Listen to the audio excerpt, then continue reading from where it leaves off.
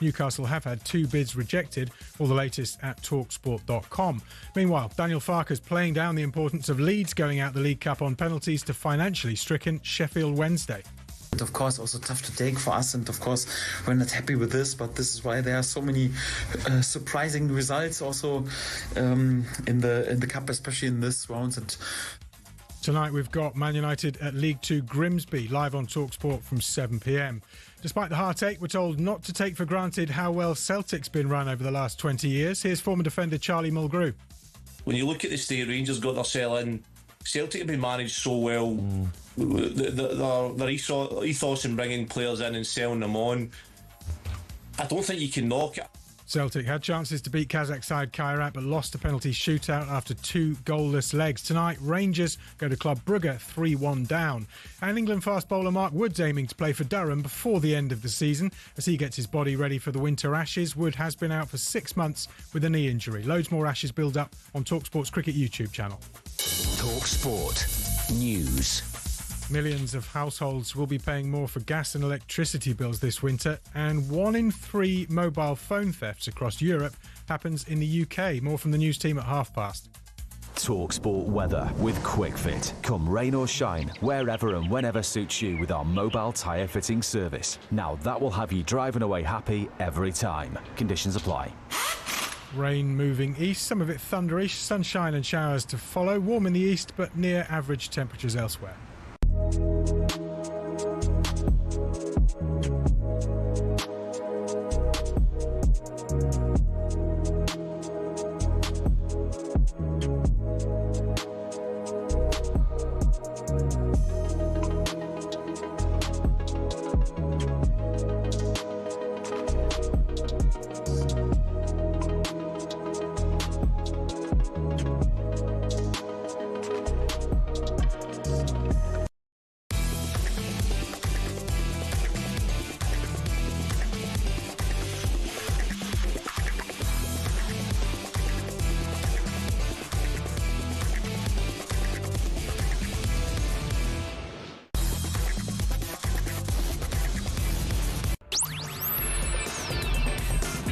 Good morning, everybody. You're listening to Jim White, Simon Jordan and Danny Murphy, and we're live on talkSPORT.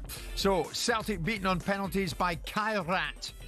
How has this manifested itself? A Champions League campaign over before it even began. Meantime, has the West Ham fan base lost perspective far too soon, or are they right to feel the club is drifting? Also today, is Ruben Amorim right to frame the negatives as a positive? How do you put a price on the cost of development? Is there a method to Spurs going back to what they know? How easy is it for players to fall out of love with football? And ahead of Liverpool versus Arsenal, is it too early to be laying down title markers? This is Jim White, Simon Jordan and Danny Murphy, and we are all live on talkSPORT. 100% engagement. Jim White and Simon Jordan on talkSPORT. You see, Danny and I are true professionals. Yeah, on television, Match of the Day, Danny's in position, of course, all ready to go on air. Here at talkSPORT, much the same. I'd like to think I do the same as well. And then comes Smiler. As the theme tune to the show is being played out, Lord Jordan just strolls in, smiling to anyone that wants to smile back. Good morning, everyone. And you take your seat. Nothing bothers you, does it? Well, not nothing. I was involved in a conversation with Gabriel Bonglahar, which wasn't particularly challenging. With who? Gabriel Bonglahar. Did you like my pronunciation? It's up there by Leverkusen, isn't it? And that was a deeply unhappy moment. Right. Trying to have a meeting of the minds and actually find Gabby's. And what was the conversation about? About his ridiculous assertions that Jack Grealish is now a world beater because of one game. Right. Because obviously Gabby can't help himself. Certainly made an impact, though, didn't he? He made an impact. But, yeah. you know, Gabby's gone early. Has he? Like he does in most things in his life. I'm sure his wife will attest to that. But the fact is that he's had one game, Grealish, that's been substantial. Yeah. The very punctual and professional Danny Murphy, good morning. Good morning. A lot to get through. Were you on the edge of your seat like everybody else was the other night when Liverpool made it 3-2 in the 100th minute at St James's Park? Yeah, I wasn't expecting it because they were playing poorly, weren't they? Then Newcastle were magnificent. But the highlight for me is when I get to watch the games, whether it be at the game or even on the sofa with my boy, who's obviously a mad Liverpool fan, when you get those little moments to get last-minute winners and stuff. Yeah. It's Obviously, a mad Liverpool fan living down in the south. Yeah, of course. Because of his dad. Your kids should always support who the dad supports. You know that better than anyone. True. For mad Liverpool fan, read passionate Liverpool fan, and there are many passionate Celtic fans all around the world. This is a football club with a global support. But those fans this morning must be wondering where the club is going. Last season, they reached the last 16 of the Champions League, Celtic, losing 3-2 to Bayern Munich in the knockout stages. Last night, as every headline says, humiliation for Celtic. I'll just read you some of the best writing I've seen in a while. The intro to Michael Grant's piece in the Times this morning, Scottish football correspondent. Celtic travelled further than they ever have had to do to play a European game. And after this, they may as well keep heading east because a world of pain awaits them back in Glasgow. They're out of the Champions League, beaten after failing to score in 3.5 hours against a desperately ordinary team from Kazakhstan, and then making a mess of yet another penalty shootout. Simon, this is an absolute dog's breakfast. I thought the major thing in Scotland was to finish above Rangers. And if you did that, then you were in good nick. And if you won the Scottish Premier League, that was it. That was all. And now the narrative shifts. And of course, the narrative that was written last year that Celtic got to the last 16, which they didn't. They got knocked out in the playoff stages of the group stages because they got a knockout game against Bayern Munich, who went to the last 16 and played Borussia Dortmund. You had playing against a team that had some of their best players missing. It's a poor set of performances. I know that the narrative will be, and the underlying observations will be, they didn't buy this and they didn't buy that and they didn't buy the other. And there's probably some truth in that. But you also have to look at the management and the team and Brendan Rodgers for the outcome of those two games, because you had enough in those two games, enough talent on the field to overcome this mediocre opposition. And it's not about who you didn't buy, it's about what you didn't do in those two games. Now, of course, not what you didn't buy is the underlying argument that will constantly rumble about Celtic and how much they don't do or don't spend. Yeah. Last time I looked, they've got 9 points in the Scottish Premier League. They've had a bad turnout in the Champions League, which they ain't going to win anyway, and probably would have gone out in the group stages again. So what's all the hysteria? Well, I think financially it's a big loss for them, isn't it? I mean, short term from a football perspective, I agree in terms of... Is that what the fans are interested in now? Because if you told the fans it was a financial loss, they'd be like, I don't care about the finances, I only care about winning. I'll tell you now about the hysteria, Simon. Reputational loss is huge here for Celtic. I mean, what many people forget down here is that Celtic were the first British club to win the European Cup, albeit way back in 1967. Preston won the FA Cup in 1925. Somebody had to do it, and Celtic did it. And talk about a fall from grace. I think it's when you look at them, it's who they've lost to as well. This is the Scottish champions. Kairat, meantime, never played in the Champions League proper. They are 311th in UEFA's coefficient rankings, and Celtic are 56th. The squad value of Kairat, 11 million. The squad value of Celtic, 125 million. This should never have happened. I think in a one-off... The question is, how did it happen? Well, in a one-off game, you can hold your hands up sometimes. It doesn't go your way and the team defend well and you don't take your chances. But over 2 games against poor opposition, you should win. So I agree with Simon on that. Doesn't matter who they've bought or not. Celtic got enough players to win that game 9 out of 10 times. So they've only got themselves to blame. In terms of reputation, I think it's probably only within the Celtic supporters across the world that they share that sentiment. Most people probably aren't too surprised. Most people aren't probably thinking, oh, my God, this is the biggest shock we've seen, probably not even this week. No, they can't lose to this lot. They can't. With all due respect, they can't and they shouldn't. Almaty. They can't and they shouldn't, but I think the expectation of what you're talking about, of what Celtic should be, is more an internal thing. It's like saying that Wigan should never beat Man City in the FA Cup final. You know, Wimbledon should never beat Liverpool. It's still a massive game. And it's still the balance of probabilities. In neither game, Celtic won neither game. So in each game, you could take on its individual merits. In the part of me that thinks this half suits Brendan Rodgers and his crusade for the injustices of what he hasn't been given, because they'll go, first of all, they're not going to win the European Cup, the Champions League. Last year, it was cloaked in misrepresentations. You know, all of a sudden, they won a couple of games and the format was set up for them. And all of a sudden, the landscape was, oh, look at Celtic, they had a successful game.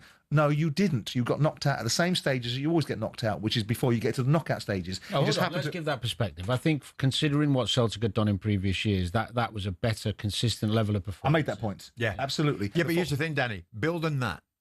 Yeah. So why didn't they?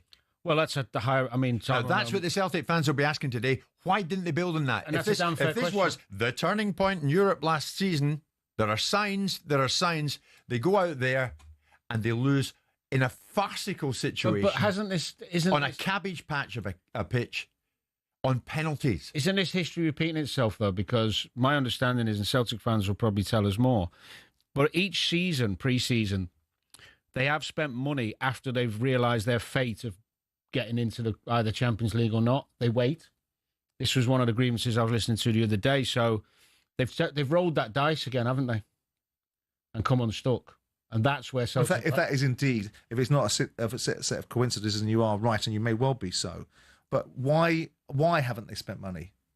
They've got... Well, because it's a risk to spend too much knowing... Well, they know they're going to play in the Europa League. But with respect, they're not going to buy a £30 million, £40 million striker. No, but the budget. They're going to buy a £10 or £15 million striker. And if you look at the cost implications of strikers, I mean, I think Strand Larsen's bang average, and Newcastle can't buy him for 55 million quid. So what is exactly you're going to buy that's going to make you so competitive in Europe? That's going to change the narrative. It's one set of games when they drop in the Europa League and they regain their poise and they start winning some games. All of this narrative will disappear. They're top of the SPFL. The bare minimum for Celtic is they should be reaching the Champions League proper. The bare minimum of it is... They shouldn't be tripped up by a team like Canada. And that's fine. The bare minimum of it is there's an inherent injustice that they should have to play in a knockout stage for being the champions of their own league. That's a fundamental flaw in the first place, because why are Scotland's champions having to play in group stages? There's a morality issue around that. I agree. Well, they know the rules, and these are the rules, and they have to concur with them. After last week's Sack the Board chants, would it be wrong to frame this as self-inflicted by those in the boardroom? Or should the blame here for this fall squarely on the shoulders of Brendan Rodgers and the Celtic players? So post-match over in Kazakhstan last night, Brendan was asked that when it comes to recruitment, were they under-resourced and ill-prepared heading in to the Euro qualifiers? I always think that investment is great, but it has to be a timely investment. Investment in whatever it is you're doing, it has to be all at the right time. So, but yeah, I think at this moment in time, it's like you say, it's a little bit raw. We've just lost the game, and like I say, this group of players have given everything. We limit it to what we could do in the game. In moments, but like I said, they gave everything. We just couldn't find enough good moments and moments of quality to break through, Michael. And like I say, we have to accept that. It's very frustrating. As I said, we all know where we want to get to. We showed last year, like I say, the strides that I felt we took, but you have to build on that. The last thing you want to do in football is manufacture your own stress. You don't. That's what you don't want to be doing. But I think all we can do now is we have to look at where we're at as a football club, and like I say, decide what way we want to go. So, Simon, based on last night's evidence, what will they do in the Europa League? Look, first and foremost, they were outstanding against Bayern Munich in the knockout game, or the playoff game that they didn't get to the last 16 in, right? They were brilliant. They did not, let's get something quite clear. They do not need investment to overcome this team in this game. They may well need investment to be able to compete in the Champions League, to be able to compete at a higher level than they did the previous season, and whether they got the timing right or wrong, that's a debate. But they should not have needed any more implementation of financial resources to overcome this side. So let's not let them off the hook, the players and the manager. You blame the board for not having the foresight to think that basically a team that's ranked 312th in the world, that are not particularly competitive at this level, never been here before, we should have enough to overcome this. And we want to do our, if indeed that's what they do, we want to do our budgeting in the right way. So they should have been able to do their job. And Brendan Rodgers suggesting that cannily that investment is about timing and so on and so forth. We know what that means. We know what he's playing at. He's playing at the narrative that people are picking at, which is you only invest when you know you've got a assured outcome. And there's probably some sense in that. But if they did their job, this conversation would be less. There'd still be people saying, well, hang on, you made a dog's dinner of getting through that leg, but you got through it. They didn't. They compounded the problem. So are you telling me this isn't on the board? This is on Rodgers and the player? Well, it's on the board for putting themselves in the way of an endless observation. They do this repeatedly. And this is their stock in trade. Right. So if you do it repeatedly, Brendan, you must know what's coming. So you really shouldn't be talking about it too much. You should have just got through this game. You should have got through this game, did your job, and then had the wherewithal to go back to the board and said, didn't like what I had, didn't think I was shuffling my pack in the way that I would want it to have done, but I've done that for you. Now give me the support. So what he's done neither. So what will they do in the Europa League? I think they'll make a better fist of it than they would in the Champions League. They'll probably get through the qualifying stages. They'll probably go deeper into the tournament, and everyone will forget about this. See, they're talking Glasgow this morning, though, Danny will be there. They go. Still in August, and Celtic are out the Champions League. Let's put it out there. I want to get in with Danny as well. I want to ask Danny about how is it that a team like Celtic last night, a team, and you've got superiority as players, but how do you lose to your opponents who are nowhere near you in terms of standing and in terms of capability on a pitch?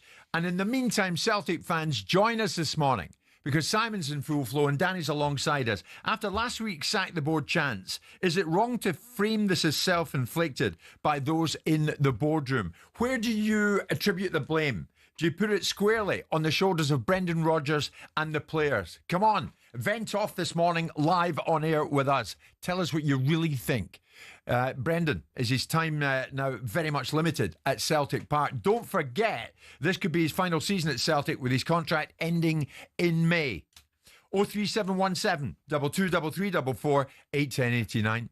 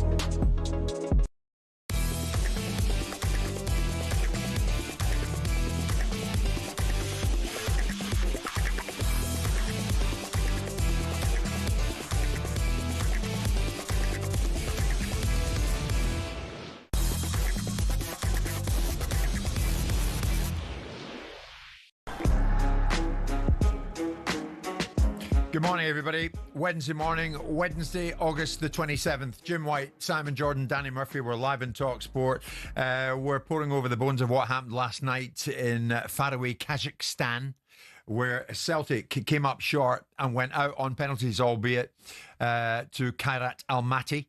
And now it's Kairat who are trying to waken up to the fact this morning that they progress in the Champions League and get all the financial spoils that go with that, whereas Celtic now are scrambling somewhat. Many Celtic fans getting in touch. 03717 2233 44. Danny, just before we get to that, I really want to try and get where you're at with how can the Celtic players go on a pitch like that last night against a team that's nowhere near them in terms of ability and not overcome them. When you played, what was the mindset? Well, I mean, the mad thing with this one is that it's happened twice. Normally you get a warning and then you make sure you're ready for the next one. I used to have a mindset, and I was lucky in teams and squads of players with similar mindset, where you want to show the opposition why you're at the level you're at. You don't want the embarrassment first and foremost, but you want to show them why you're there and they're there. And that comes with mindsets. You've got to have an intensity about your game. There's quality. If you haven't got the quality to do it, you can want to do it if you haven't got the quality, but Celtic have got the quality. So you need that mindset, that elite mindset and desire, intensity, all those things. Yeah. I think the players have got more responsibility for this than Brendan. Right. It's the players who should be looking at themselves this morning after flying back overnight. Well, a manager can only say so much. You go over the white line and you have to read the game. You have to create the intensity and but the manager plays a big part in that. He instills it in you, doesn't he? To a degree. Yeah, but you've still got to do it. The best players do it. They're both culpable, but more so the players, I think. I mean, all the headlines down here, no doubt the same in Scotland. Humiliation for Celtic in Kazakhstan. How is this manifested? Celtic's Champions League campaign over before it even began. And I know what many Celtic fans are going to say to me, and you wouldn't be wrong. We'll have a laugh tonight when Rangers go out. They might. They're 3-1 down to Club Brugge. But this is a totally different opponent to Club Brugge. I mean, Kairat Almaty were there to be taken last night by Celtic. In a decent way, maybe 3, 4 or 5 goals. Nowhere near it. So how come that's happened? There's Aidan, Celtic fan. I hope Rangers get hammered tonight, Jim. Well, I'm sure you do. But it doesn't detract from the fact that Celtic, when they really needed to, came up short. How did it happen? They're out before this campaign could even get underway. Let's get to the phone lines. Mark is a big Celtic fan. Mark, good morning. You're on air with us. What do you want to say? Good morning, gentlemen. Basically, I've got 2 points, if I may. Firstly, on the board and our recruitment strategy, if you'd even call it that. I mean, it's been nothing short of disgraceful for the last 15 years, quite frankly. We have let a long line of young Scottish talent leave this country. Guys like Lewis Ferguson now playing in Italy, Doig, the left-back, playing in Italy to great acclaim. More recently, Lennon Miller. There are some good young Scottish players there just now, likes of Kieran Bowie at Hibs, looks a talent. But yet, Celtic are never interested. We just allow these players to go for a pittance. They could easily have been signed all for about £3 or £4 million, and every single one of them would have improved our squad. Instead, we go and we buy diddies from countries you've never heard of for a couple of £1 million, who very rarely do anything. So our strategy as a whole is a disgrace, and our lack of investment in that squad. Right, so that's point number one. What's number two then, Mark? Number two is our captain and our manager, who must shoulder full responsibility for that woeful performance over 2 legs. We continually pass the ball around at the back with zero urgency. The captain gets the ball. He never takes it on a half turn, never looks forward, never tries to initiate a forward pass or a forward move. I came on, Jim, after the Leipzig game last season when I spoke to yourself. Callum McGregor, I thought, put in the best performance from a Scottish player in the Champions League since Kenny Miller against Benfica many moons ago, who I thought was excellent. So you can get the praise when the praise is due. He was phenomenal that night. These last 2 games, and quite frankly, just in the last sort of 6 months to a year, he has been pretty woeful in every game.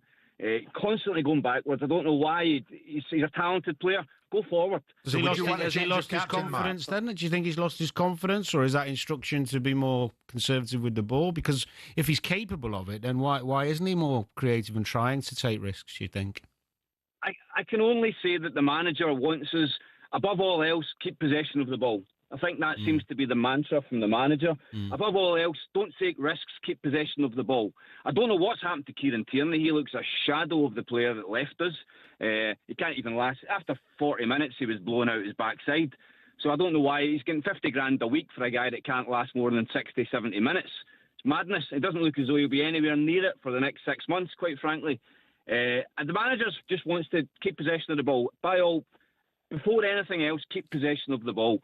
We'll wind them down, we'll grind them down eventually, but even against Livingston at the weekend, that first half was absolutely atrocious. Okay. See, this is where I think players thanks for the call. It's where I think players have a bigger responsibility. Now, I've played in teams where the managers are strong-minded and tell you what they want, but if you feel it in a game, you have to feel it. You know, at Fulham, we played in lots of European games and things weren't going our way, and we'd go long. We'd play some percentages. We'd take our time. We'd do whatever we needed. Schwartz would make decisions. I'd make decisions. Damien Duff. You've got to take. It's your line on your neck on the block as well. Yeah. Now I know some players now say to me, if I don't do that, the manager will take me on with it. A group of players together can change the momentum of a game. It doesn't always have to be the manager. Yes, he should take some responsibility. Right. But the keeper can knock a few long. McGregor can go, do you know what? Actually, it's time to try and make something happen. I've got it in me. Ewan, I know we've been keeping you waiting. You have a minute, mate. What do you want to say? Good morning. Morning, gents. Just there's plenty of blame to go around. We don't need to pin it on, it's this guy or it's that guy. There's plenty of blame to go around here. Brendan Rodgers does not look engaged. He's not engaged because he's not getting what he wants. We've got a case now where it's regression, not progression, and you would think he's here for 3 years. He said he was going to be here for 3 years, and you would want to see progress each year. We are miles off it from where we were last year, and quite frankly, we've not kicked a ball since Munich. We've coasted, we've done the bare minimum. We lost out in a treble because we were complacent in a final, and the team are just sleepwalking, doing the bare minimum, in my opinion. What do you want to see happen, Ewan, in the short term? I want to see people taking responsibility. The previous caller making that point about Callum McGregor. Everybody's looking for somebody else to do it. So take the bull by the horns and do it. I want to see investment in the squad. Danny's point earlier about us, we used to gamble on getting the Champions League money, so we would wait till we got it and then we would spend. We don't need to do that now. We've got the money from last year. We've sold players early this season. We should be getting guys in the door, getting them working with Brendan, get them engaged, get them ready, up to speed, and we should be smashing these teams and looking up, not down. Ewan, just before we go to the break, you still got total faith in Brendan? If he's engaged, if we've got a Brendan Rodgers who is engaged and wants to be here, absolutely. But why not give him? Why not? I mean, he could still be here for another year. He could sign a rolling thing. So give him what he wants. He's a proven manager. So why take the gamble of getting somebody else in and it all going wrong? Okay, 10:30, a couple of callers there, many more on the way. A lot more to come, and Rangers in action tonight, of course, against Club Brugge, but they've got it all to do. They could go out as well tonight, but when you look at Club Brugge and Kara Almaty, totally incomparable with each other when it comes to potential, when it comes to ability, one would think. 10:30, more after this.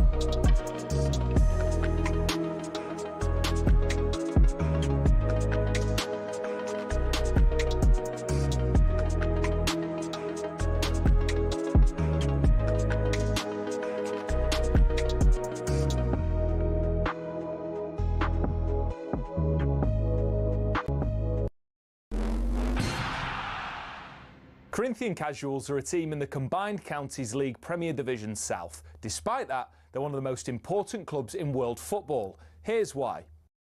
The club was formed in 1939 as the result of a merger between Corinthians FC and Casuals FC.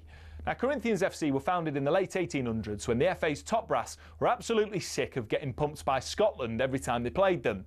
As a result, Nicholas Lane Jackson set up an amateur side which would bring in the best players who could all play for the national side. And it worked. It wasn't long before England were dominating the international fixtures they played, and it was largely down to Corinthians.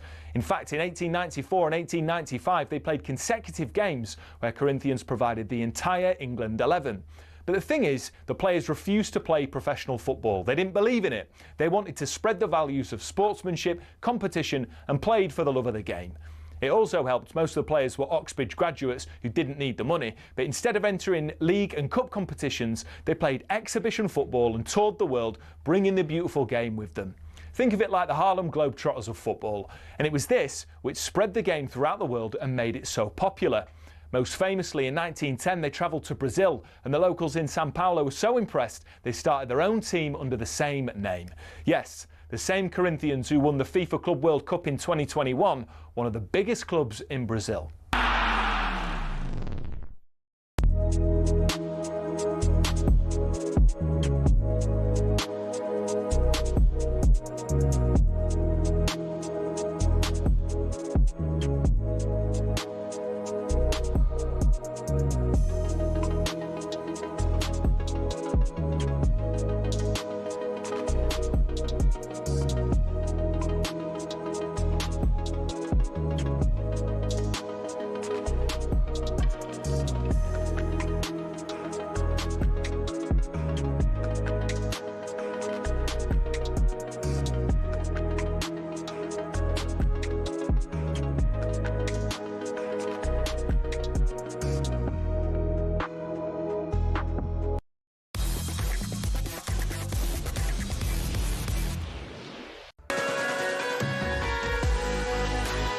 Good morning, everybody.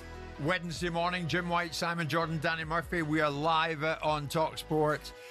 Celtic coming in for it this morning after going out of the Champions League, going out before the campaign could really get underway. Humiliation for Celtic in Kazakhstan, the headlines. Are we going to see some more giant killing tonight in the Carabao Cup? Grimsby. They couldn't, could they? Grimsby up against Manchester United. 8 o'clock kickoff. They couldn't, could they? Mansfield at Everton. They couldn't, could they? Anyway, that's what cup football is all about, whether it's domestic or European.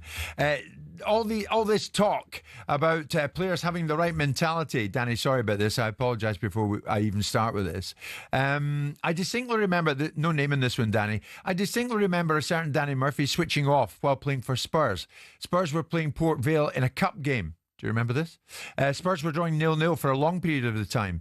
Danny was busy having a chit-chat while Port Vale had a throw-in deep in our half, which they scored from. It was only until Jermaine Defoe came off the bench late on in the game when he scored and saved Spurs. Spurs then went on to win the game. But really, when I think of it, it was no thanks to Danny. Now, that was horrible. And many other presenters wouldn't have chosen to read that out. But I had my arm twisted up my back by the producer, as the viewers on YouTube and your smart TV wouldn't have seen during the break. But do you remember that, Danny? I actually don't. And I'd like to see the evidence. But actually, it still makes me... Do you remember the game? I mean, No. how many times have you been to Port Vale?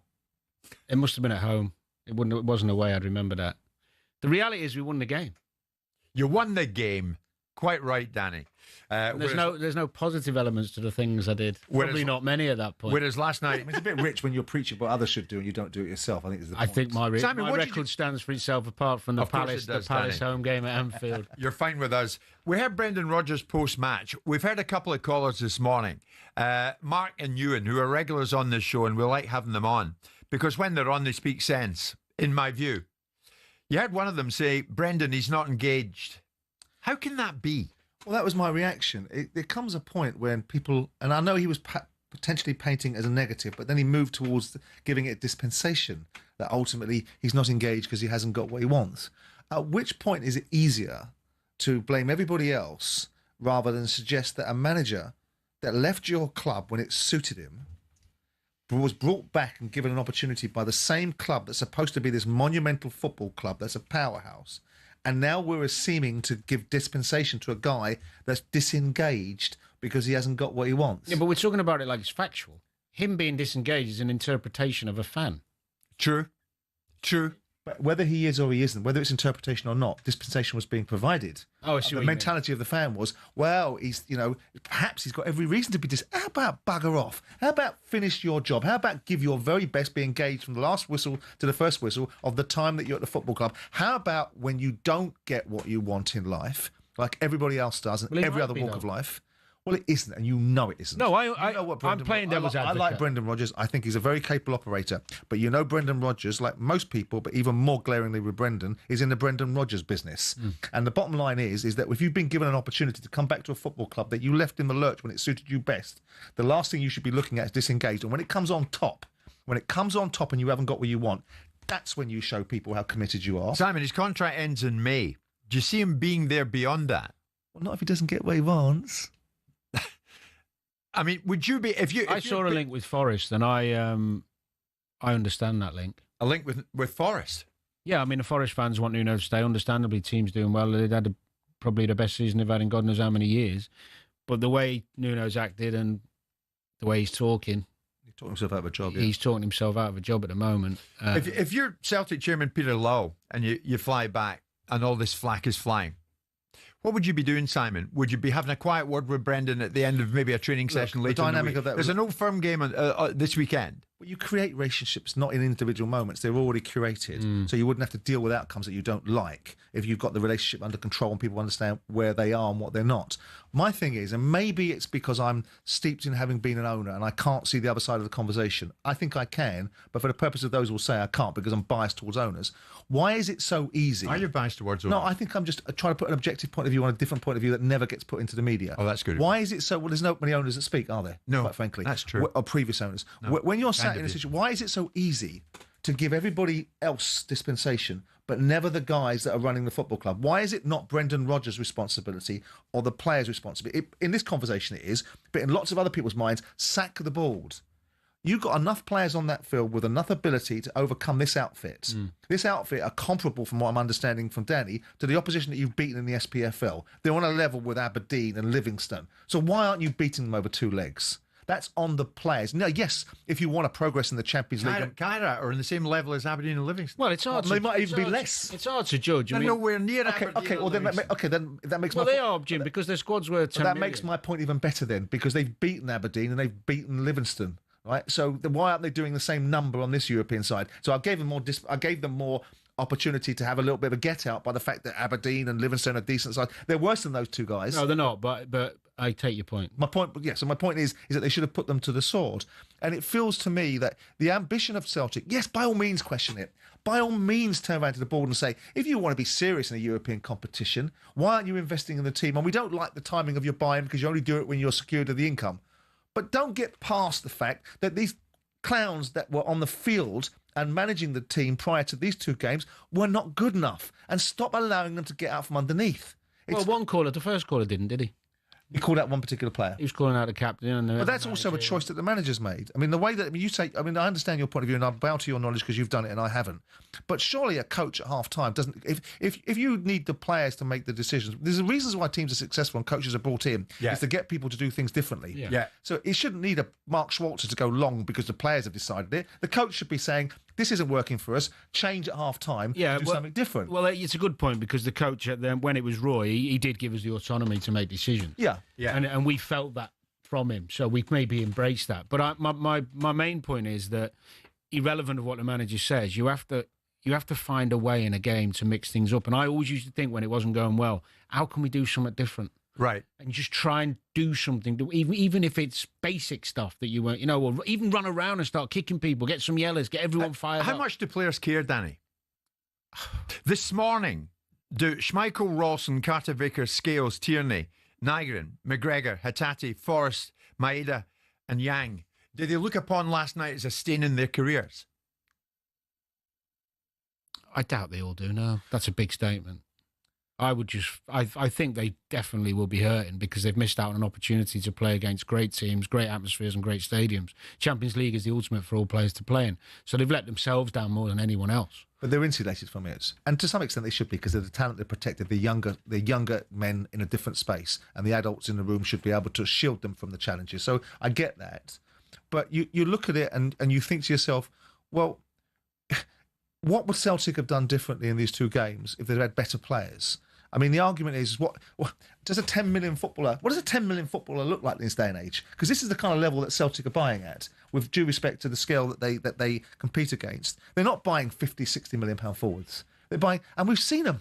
Have you seen some of these 10 million pound players? I mean, they're bleeding useless. I don't think the amount matters. They are. I think you could go to League Two and you could go to the elite teams in the Prem, and in each dressing room you'll get a majority who have this wonderful work ethic and a good humility about them and do the right things and live their lives right. And you'll always get a minority who are egotistical, self-indulgent. You'll always get at each level, because people's ego is inflated and they think they're better than they are. But you get that at every level. I don't think it's necessary. I mean, it's harder to control when you've been bought for 100 million, I'm sure. But, if you give a great example of that, I mean, Declan Rice couldn't carry himself any better. And he's been bought for 100 million. Hadn't changed him in the slightest. Still the same lad, still the same person. He's just that way. He's got elite mindset. Elite mindset, yeah. Yeah. I mean, when you look at it, has Brendan Rodgers enhanced his managerial career and his reputation in his second spell north of the border? I think has he enhanced it? Well, yeah. I think so. Well, they're doing their job, which you guys always tell me is the fundamental requirement of Celtic or Rangers, is to win the Premier League. He's done that. That's what he's done.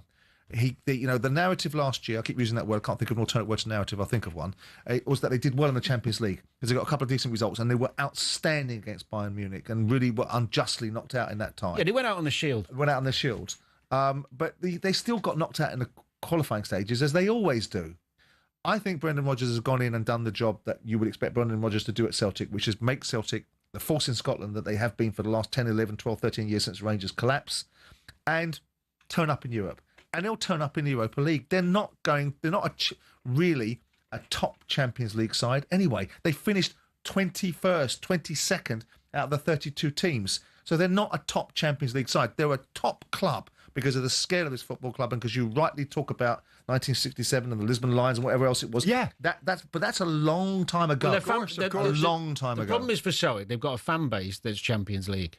Yes. It's an elite fan base. Yes. One of the best in Europe. Agreed. So the fans know that, and they want their team to reflect them. Yeah. Unfortunately, it doesn't. Well, we'll see what Rangers can do tonight. Maybe this time tomorrow we'll have Rangers fans on. Who knows? They're 3-1 down going into the second leg of this Champions League qualifier against Club Brugge. And Club Brugge, a different proposition, as we've said, to Cara Almaty. What is all this nonsense that both managers trotted out in recent weeks about enjoying playing for their football club? Where's the joy? Where's the joy? I mean, we have to listen to expressions like, we have to suffer in the game. You know what suffering is, lads. And now we've got a new one, which is, make sure you enjoy yourselves. I mean, what are these new little adages? We'll hear more from Russell Martin as we carry on with the show this morning. West Ham fans, none too happy either, going out of the Carabao Cup last night at Molineux at the hands of Wolves. And Strand Larsen's making the headlines, is he not, on the score sheet there? And of course, very much wanted by Newcastle, but not in the eyes of Wolves for 55 million. A lot more coming your way. Jim White, Simon Jordan, Danny Murphy, live in talkSPORT with Selco Builders Warehouse, where the trade goes.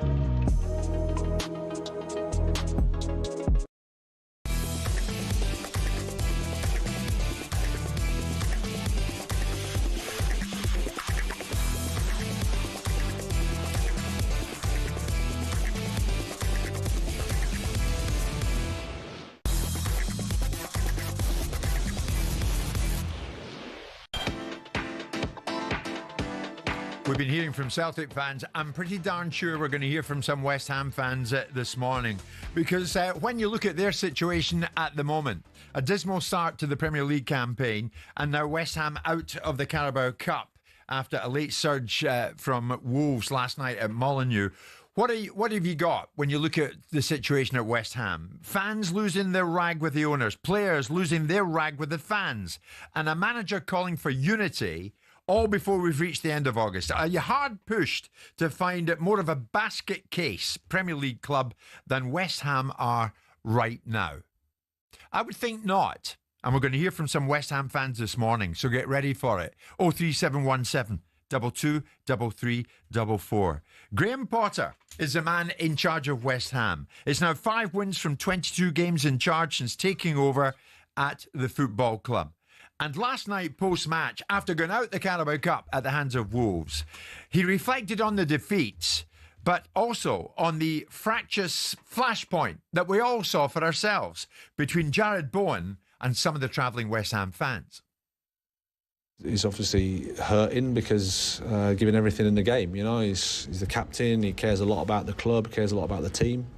You can see the players are working hard. You can see the players are giving everything. I thought today there was no lack of effort at all from the boys, and it is what it is. It's just an exchange of views.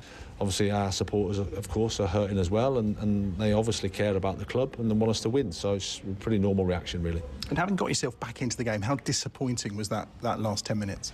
Yeah, it was very disappointing because, like I said, over the course of the 90 minutes we put a lot in, but obviously not enough, and that's something we have to accept, but at the same time build on the positives. There was a lot there, I thought, in the game. Like I said, the performance level was a lot better for us, and we have to take that forward. They cannot find a way to win at the moment, Danny. I was there Friday, Jim, and it was toxic when it turned.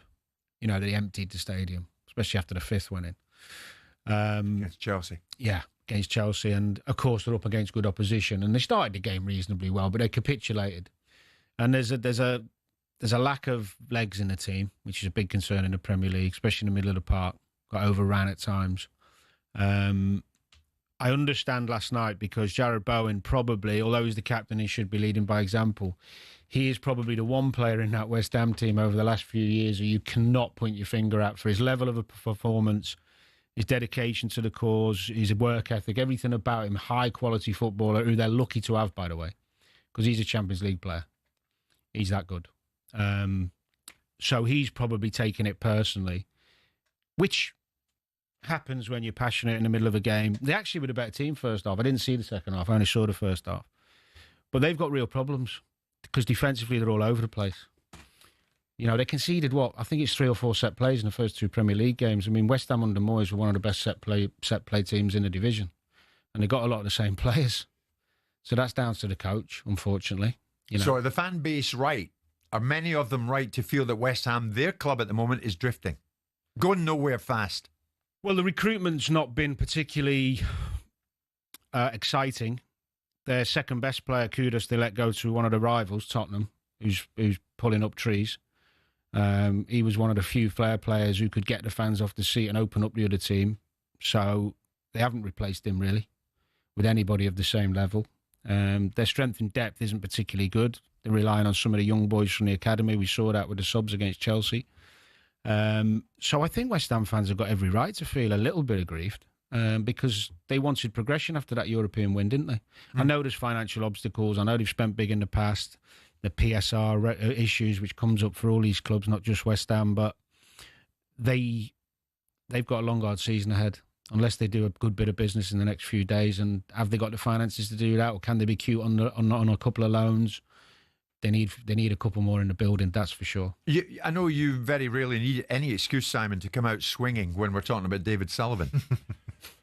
But if you're David Sullivan this morning and you've got a fan base who are saying, many of whom are saying fairly heavy things on social media, and I've been looking at it, should you begin to think, how on earth do we change this? Is it possible to change this?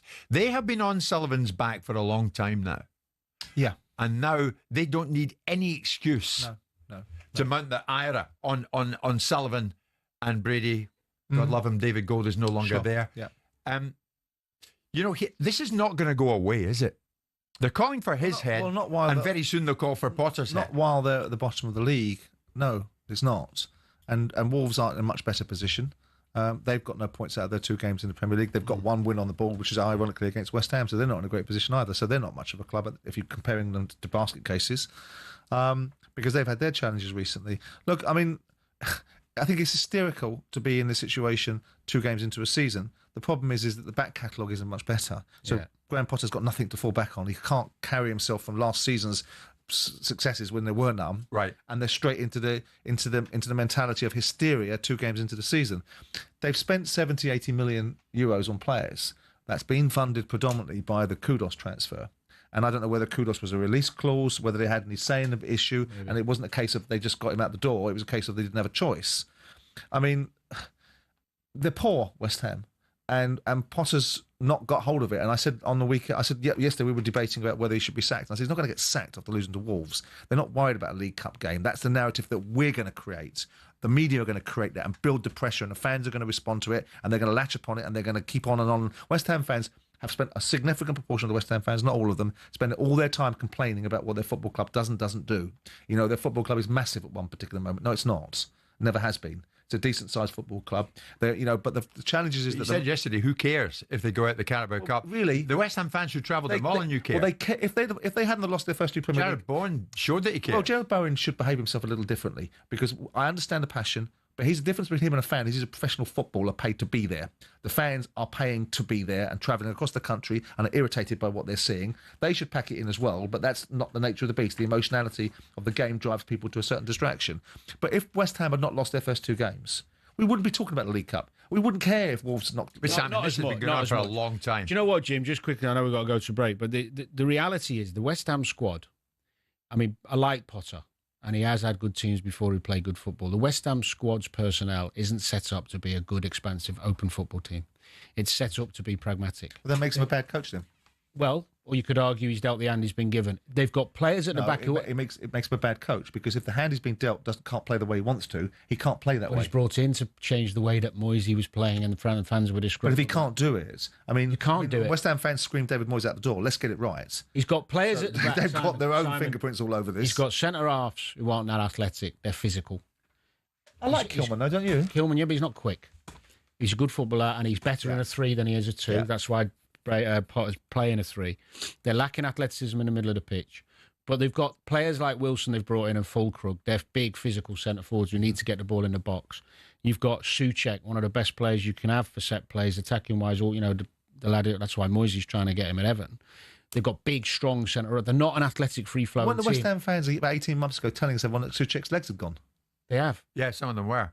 Yeah. And now he's a hero to them. Are they looking at relegation, Danny? He's not a hero. In terms of if West Ham were to sell him, they'd be outraged. Well, he's been on the bench. Potter doesn't fancy him. But I'm saying if West Ham were to sell him, i.e. they were to sell him to Everton, they'd be outraged. You think? Albeit, well, they just would, because they'll take any opportunity. Any opportunity, yeah. The way they're going, though, they've got a fight in their hands, haven't they? Yeah. To stay in the Premier League, no matter what. I think even this early, we can say that. I think their firepower, especially if Bowen stays fit, keeps them out of trouble. But it's still going to be close, yeah. I mean, want to hear from West Ham fans this morning, because not for the first time. I looked at social media last night, and by God, the temperature was rising. The stadium move. They were going after. They were going after the ownership, and many of you are going after some of the players, maybe quite rightly. Many of you are going after Graham Potter. But tell us what you think this morning. There's one message. Morning, Jim. West Ham are mediocre. They think they're bigger than they actually are. Remember, they got rid of Moyes thinking they could do bigger and better things. Serves them right. Now, that must pain you to hear that. J. Lopetegi. So what do you think when you hear that? You might want to give us a call on that, by all means. 03717 223344. Hasn't been going well for West Ham for a long time. Are you worried now? Even in August? Are you worried?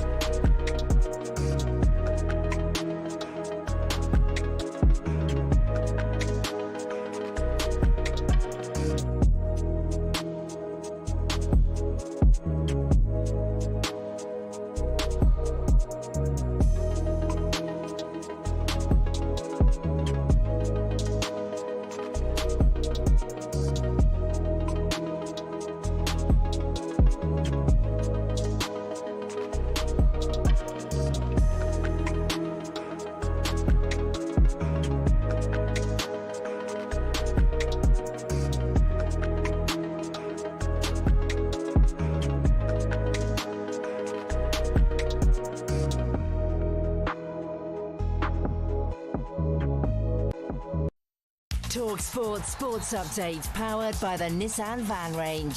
Supporting van owners to get the job done. Search Nissan Vans or head to your local Nissan Van Centre. With your headlines at 2 minutes past 11, I'm Nick Ellaby. Good morning. talkSPORT's Dean Ashton has a word of advice for Jared Bowen this morning. Expect pelters. You know, these people are paying very good money to come and watch the team play, and you've not been good enough. And that's as a collective. You can't just stand there and maybe think you've done your job. Bowen has said sorry to West Ham fans after a touchline Barney at Molineux. West Ham are out the League Cup, losing 3-2 to Wolves. Help is on the way, though. Monaco defender Sungutu Magassa is having a West Ham medical. Meanwhile, Wolves and Newcastle are still in talks over Jorgen Strand-Larsen. Newcastle have already had 2 bids rejected for the striker. Sheffield United have signed free agent Danny Ings. That's a 1-year deal with an option to buy. All the latest at talksport.com. Now, Brendan Rodgers has apologised to Celtic fans who made the 7,000-mile round trip to Kazakhstan. He's called defeat to Kairat Almaty tough to take. Simon Jordan says Celtic had more than enough talent to beat a mediocre team. I know that the narrative will be, and the underlying observations will be, they didn't buy this and they didn't buy that and they didn't buy the other, and there's probably some truth in that. But you also have to look at the management and the team and Brendan Rodgers for the outcome of those 2 games. Rangers have a mountain to climb in Belgium tonight. They're 3-1 down to Club Brugge in their Champions League playoff. In the Carabao Cup later, Man United will rotate as they go to League 2 Grimsby. That's live on talkSPORT from 7 p.m. And Mark Wood is hoping to play for Durham before the end of the season. He's getting his body ready for the Ashes. Wood's been out for 6 months with a knee injury. More Ashes build up on talkSPORT's cricket YouTube channel. talkSPORT News. We're being urged to consider switching to fixed deals before energy bills go up this winter, and 6 million new cancer cases could be diagnosed in England between now and 2040. More from the news team at past.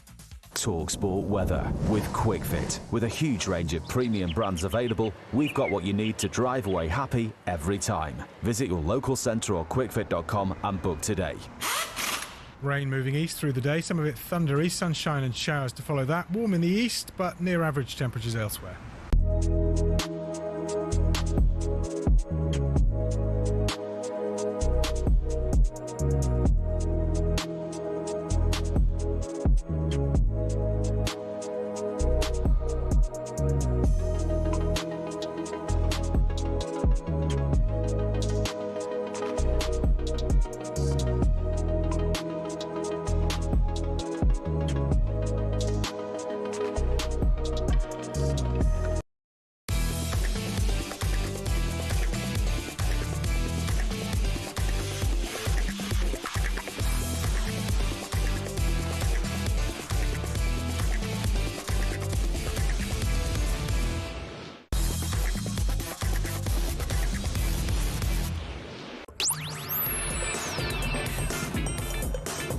Good morning, everybody. 5 minutes past 11 o'clock. It's Jim White, Simon Jordan, and Danny Murphy.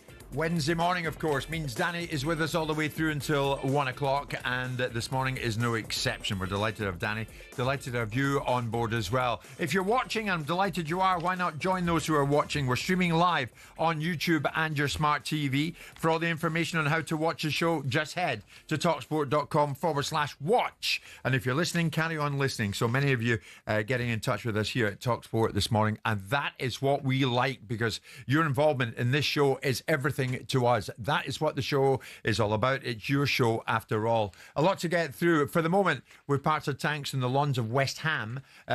Is it the players who are not good enough at the moment? Are the players letting down the fans? Are the fans right to be so critical of what they're watching, not only on the pitch, but off it as well? Many of the fans of West Ham, not for the first time, turning their attention to David Sullivan, the owner of the football club, who's coming in for it in a big way this morning. West Ham, for those who don't know, went out of the Carabao Cup at the second round stage last night up at Molineux, and they've made an extremely indifferent start to this Premier League campaign. Where is it going for West Ham? Are West Ham drifting right now? More from Simon and Danny in a second. Let's hear from Ricky, who's a big West Ham fan. Ricky, good morning to you. Were you there last night? Yeah, I was there last night, lads. It was terrible. Just a 6-hour journey to get there. Got caught on the M1 for 3 hours. And then see the starting line-up and just thought, wow, you've got to try something different for us. Give us a chance. Give us a bit of happiness for one night. And then we got there. No strikers. It's He was like tactically inept a little bit. He didn't know what he was doing. He didn't bring players on. He should have changed it a little bit, but he didn't do anything. So, Just, like, sat there. Why do you think he didn't play Wilson or Fulkrug? Were they both on the bench? I didn't look at the bench. Yeah, they were both on the bench. They come on with 4 minutes left. Brought them on 4 minutes to play. When we needed, when we was winning 2-1, you could have changed it completely, but he just literally sat there and waited. And we was all sitting there as fans, going, change it a little bit, do something different, because they were coming into the game. They were literally destroying us for like 15 minutes before they scored. Ricky, you were there, mate. As you left the stadium last night, what? I just missed the Jared Bowen. I missed it. I just walked out just before that. Okay, so sum up to me though. The mood amongst the West Ham fans. Angry. It was angry. We were 2-1 up. We were happy, and then all of a sudden, boom, boom, boom, and then that's it. Everyone was angry. The journey home on the coach was very morbid. So it's just like it's sad times at the minute. Yeah, I mean, something's got to give. What is that something? I just don't know. I mean, I'm looking at it, trying to think of every possible solution, but you can't really see anything in a minute. It's just like hard to look at. Where do you think the problem is? Do you think it's the style? Do you think it's defensively, or just lack of quality, or a mix of all? Well, I think the three at the back ain't working at the minute. I agree. And the midfield is just so slow, and they're not covering quick enough. It's just there's a lot to. I just don't know. He's got his tactics he wants to play, but I don't think he's got the players to play it. I think that's just it. And Bowen's wasted doing that middle running thing where he should be out wide. Well, it's his best position. Yeah, I agree with you. Okay, Ricky, listen, many good points there, and thanks for joining us. Andy's another West Ham fan. Are you at a loss to know what's going to happen now, Andy? What would you like to see happen now? Hello, morning, gents. Good morning. Morning, mate. Hope you're well. Thank you. I've got a direct message to Sullivan and Brady. Get out of our club. They have destroyed it over their last 15 years in charge. I've had a season ticket for 20 seasons in a row with my old man. That's 2 generations, and we both jacked it in at the end of the season because we couldn't stomach giving them another penny of our money. It's an absolute disgrace what they've done to our club. They've destroyed our home, and they've changed, I'll call it the great replacement, where they've got rid of the old diehard fans for the tourists, all for the money and the ego. That's all this was all about. Andy, you're steeped in the club, obviously. Where is your club going at the moment? It's going nowhere. But the heart's been ripped out of it.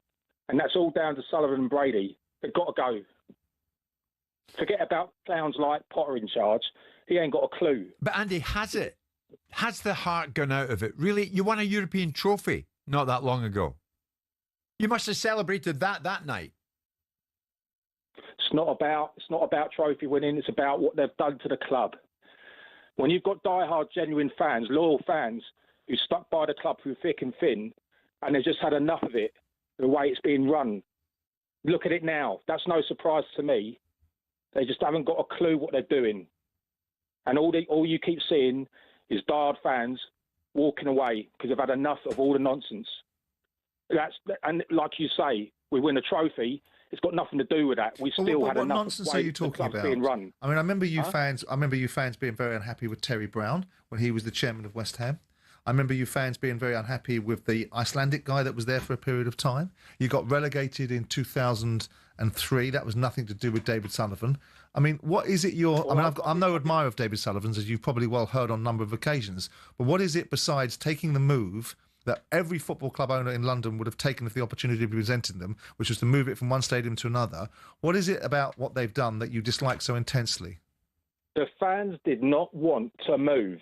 So they've done something that they wanted to do for their ego, for their arrogance, and for their pocket. The fans didn't ask for this.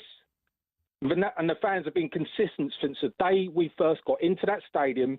We didn't want a bar of it.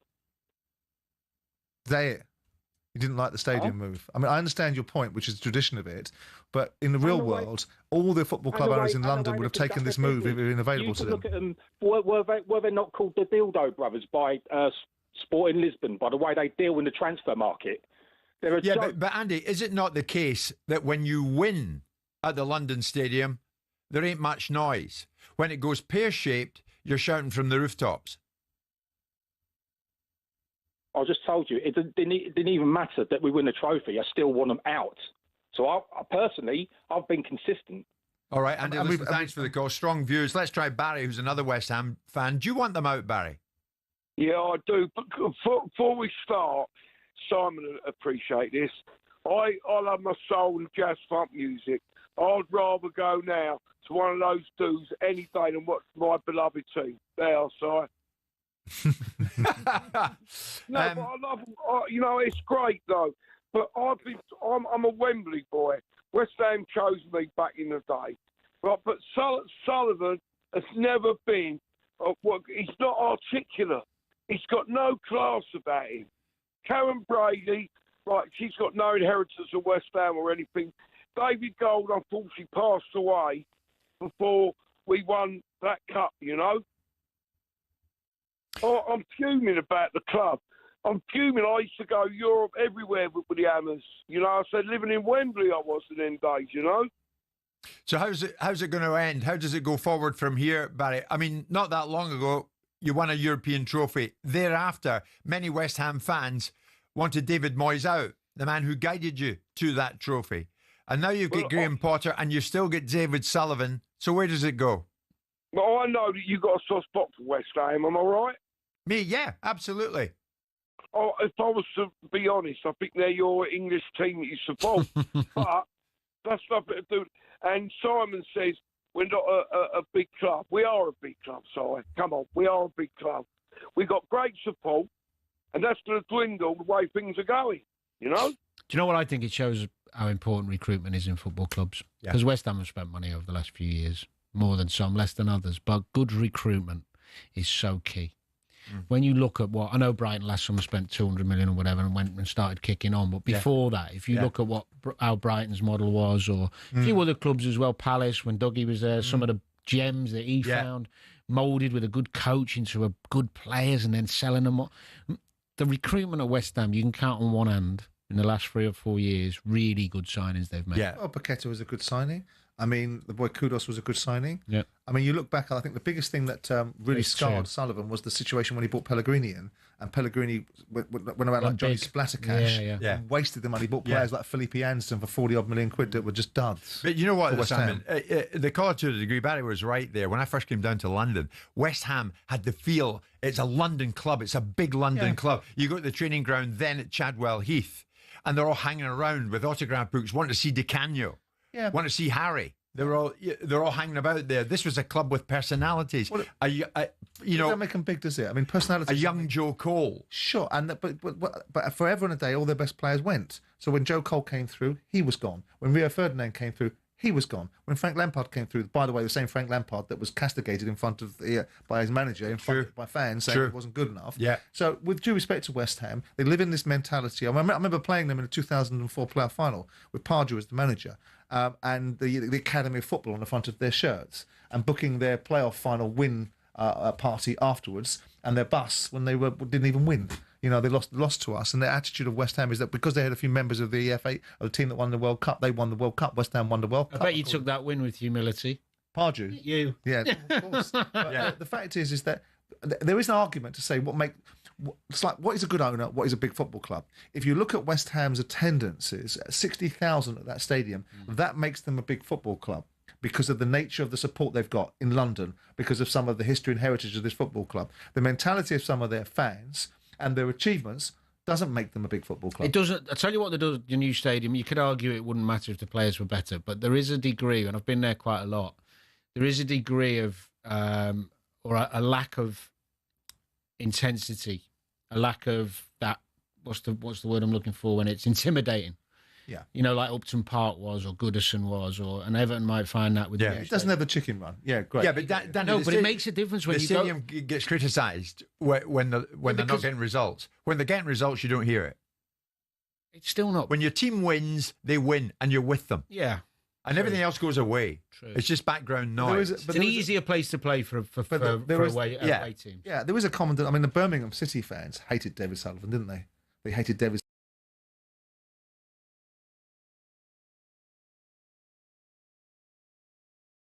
About him. Yeah, when he left Birmingham were a far lesser football club post David Sullivan. So you're saying be careful what you wish for? I'm saying that it's easy, and I understand why David brings out this sort of reaction in people, because he brings that reaction out in me at times, because I dealt with him and I know him firsthand, so I've got every right to have that reaction.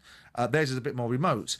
But notwithstanding that, you look at what comes in behind him. The Czech guy that's come in, that spent a lot of money coming to this football club, he's provided no positive influence inside the Krasinski, football club. no. So you've got to think about what it is. If every road leads to a Middle Eastern ownership, well, fantastic. Get an American in, see what they do. Okay. We'll see if they can turn the tide this coming Sunday. Forest away for West Ham. It's Jim White, Simon Jordan, and Danny Murphy this Wednesday morning live in talkSPORT. Chris Selko, where the drink goes.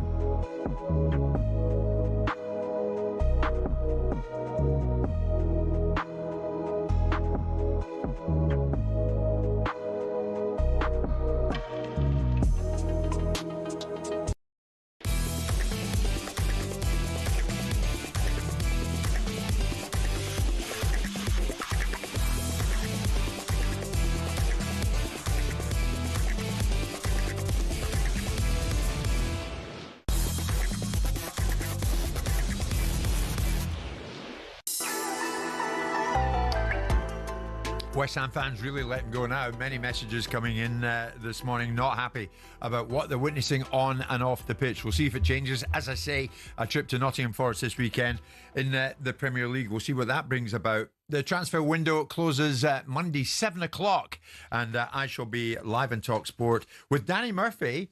Alex Crook will be with us, of course, as well, talkSPORT's chief football correspondent. And Alex is with us now. Alex, good morning. I think in the last few minutes, am I right, a bit of transfer news coming in involving Sheffield United and West Ham? Good morning. No Simon with us on deadline night. That's disappointing. Yeah, Sheffield United. I didn't say that. You did, but I agree with you. Sheffield United have completed the signing of the veteran Danny Ings. It's a one-year contract, I'm told, with a year's option, and he might not be the last ex-Premier League player through the door at Bramall Lane. Ben Mee, ex-Burnley centre-back, has been training there for a few weeks, and they're also interested in Nathan Redmond as well, Ings' fellow former Southampton star. And, of course, Ruben Sayers is the manager now at Sheffield United. But it does beg the question, bearing in mind that one of the reasons they went in a different direction, party company with Chris Wilder, was because they wanted to do their recruitment with AI. I'm not sure Danny Ings is necessarily a spreadsheet-type signing. Yeah, what do you make of that, Danny? Danny Murphy, that is. I mean, Danny Ings still only 33. So he's got a fair bit of experience under his belt, of course. He was at Burnley before. He was at Liverpool, Southampton, Villa, West Ham. And he's a threat if he can stay fit. He's lively, but he's struggled staying fit, hasn't he, and getting a decent number of games under his belt. So, yeah, we'll just have to wait and see. But he's a capable player, yeah. He's got a bit about him. Yeah, well, I mean, Sheffield United fans will be hoping that he is the man that can start scoring them goals, because they're at the bottom looking up on everybody else. West Ham, any other news regarding West Ham, Alex? Well, they're in the market for more than a dozen midfielders. It's obviously an area of the team that they've realised is in need of surgery. It's lacking legs, lacking dynamism. I saw that during pre-season when I watched them play Manchester United over in the States. Sungutu Magassa from Monaco is having a medical today. I'm told that'll be a fee of around £17 million. Another name on their list is Ibrahim Sangare at Nottingham Forest. So, as I say, clearly the midfield is an area that they want to strengthen. The other interesting story that I broke last night involves the goalkeeper, John Victor. Now, you may remember he was on his way to West Ham earlier this month. There was even a flight booked to bring him over for a medical from South America. West Ham pulled the plug on that deal, which was worth around £10 million. They signed Mads Hermansen instead from Leicester for £18 million. Obviously, he hasn't had a great start to the season, conceded 8 goals in their first 2 league games. And I'm told West Ham are trying to revive their move for John Victor. Now, I think this is significant because we've spoken a lot about the pressure that Graham Potter is under. Hermansen was a signing led by Potter and his recruitment team. Victor would be a John Sullivan acquisition. David Sullivan, rather. Interesting. He hasn't started well, but that would be crazy to spend 80 million on a keeper and then bin him off after 2 games, wouldn't it? Yeah. I mean, how bizarre. What about, is the Pino lad from Villarreal, a Spanish international, done to Palace, Crookie? Getting closer, £26 million fee agreed for him. He would be the Eberici Eze replacement, because it looks like Bilal El Kanous, who was also on Palace's list of potential Eze successors, he's going to stay at Leicester now. I'm not sure he's overly delighted about that, but they've pulled the plug at the moment on any move away. And this looks at a bargain deal for a player who has been talked about as a possible Premier League target for a number of windows now. So I think Palace fans can be quite optimistic about this signing. Deadlock remains in the Alexander Isak situation. We now hear that he may indeed involve himself at international level with Sweden under John Dahl Tomasson. He's in the squad, is he? The news I have, and it's not much, doesn't exactly change the complexion of it, is that the hierarchy at Newcastle, Alex, trying to resolve the situation one way or another.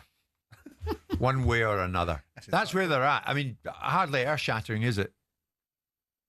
No, but I think it's so fluid, Jim, this situation. I get conflicting information almost on the hour.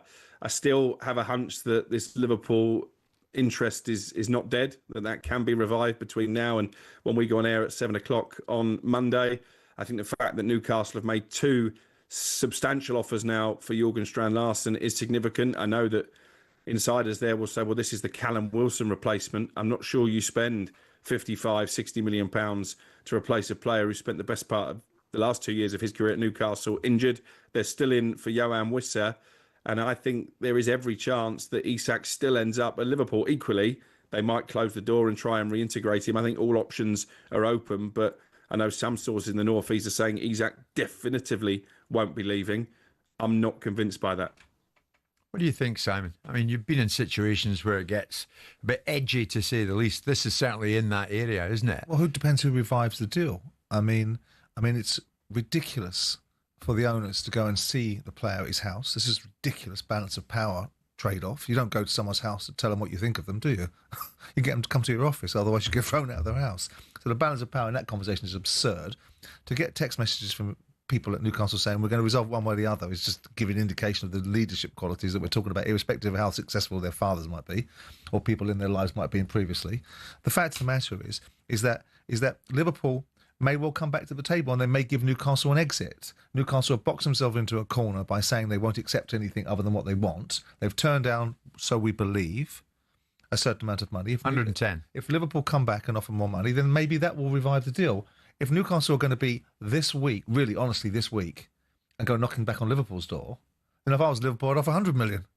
If Newcastle go back knocking on Liverpool's door, then what are Liverpool going to do? So if you're Liverpool, you're done at 110. Well, not really, no. Maybe go up 10. They can go up. There can be some other deals that can be put into the mix. Maybe there's a player trade in there. Maybe there's a creative outcome that suits everybody. I mean, the disappointing thing is that a player seems... I know Danny will say, and I know it as well, that a player gets released for international duty because he has to. But it's outrageous, really, isn't it? I mean, refuses to play for his club and go play for his country. Well, the only advantage of that... Sam is right. What does that look like, Danny? Well, they don't... In the eyes of the Newcastle fans. The clubs don't have a choice. Internationals get priority. But the other way to look at it as well, whether he stays or he goes... There might be uniqueness about it. I mean, he's got to get fit. In normal circumstances, that's right. You're absolutely right. The club cannot stop him. But the player's refusing to play for his club. So if he's refusing to play for his club, surely there must be some degree of can't just be, I refuse to play for my club, I'm going to play for my country. Let's just give that clarity. You say, or we think that he's saying he's refusing to play. That's what. Has he even been asked to play? Well, that's the question I was asking yesterday. It's all a bit murky. Bring us up to date on that, Alex. As far as I understand it, he's refused to train. He's maybe not train, but he's refused to be reintegrated with the squad. He has been training on his own. That's a breach of contract. Play, but he hasn't been fined. I mean, it's all this. I'm on the money with what I'm saying.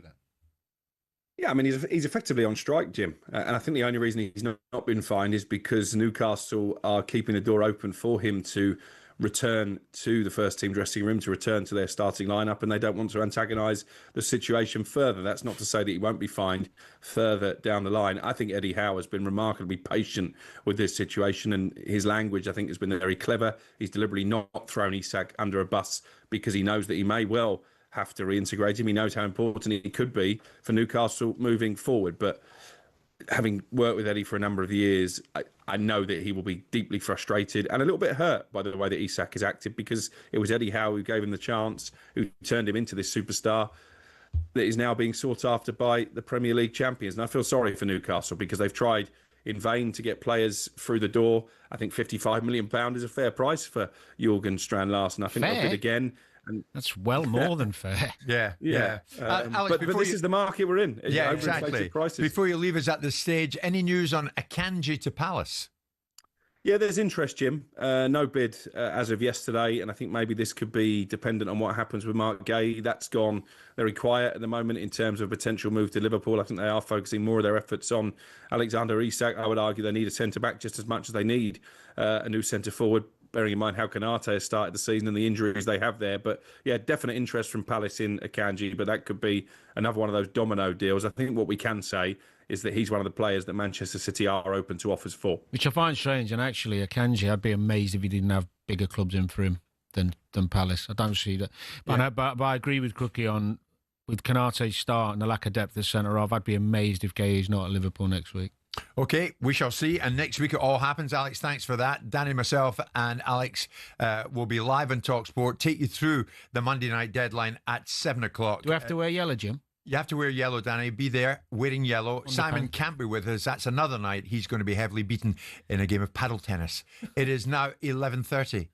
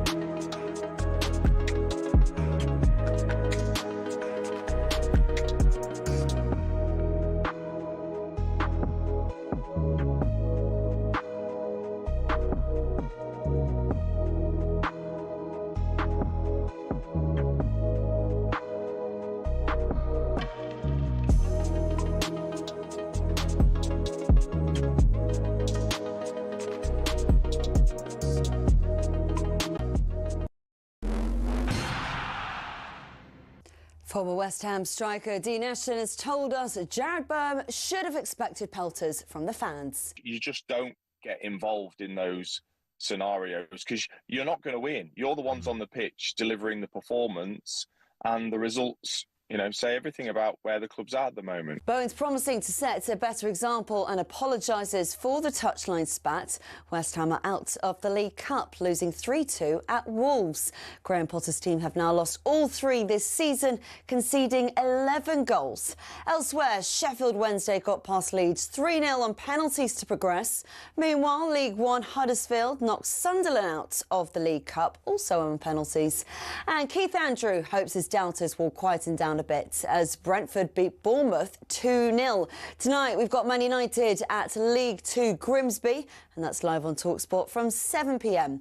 And Brendan Rodgers struggled to mask his frustration over Celtic's Champions League playoff preparations after a shootout defeat against Kairat Almaty. It's hugely disappointing, and I really feel for this, the supporters that travelled all the way to be here. But yeah, we would just have to, as we always do, we have to stick together as a squad and as a team and reflect on this, and then we've got a huge game at the weekend. So yeah, it's a tough one to take. Tonight, Rangers aim to overturn a 3-1 deficit in Belgium against Club Brugge.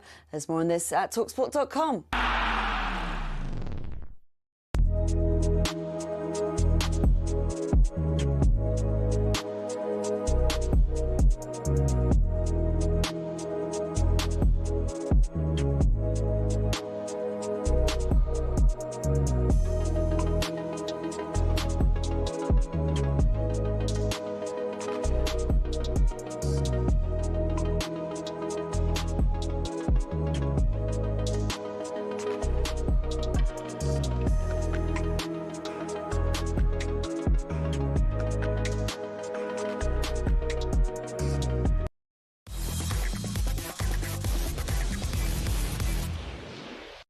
It's showtime on talkSPORT with BetMGM. Get ready for the golden era of sports betting.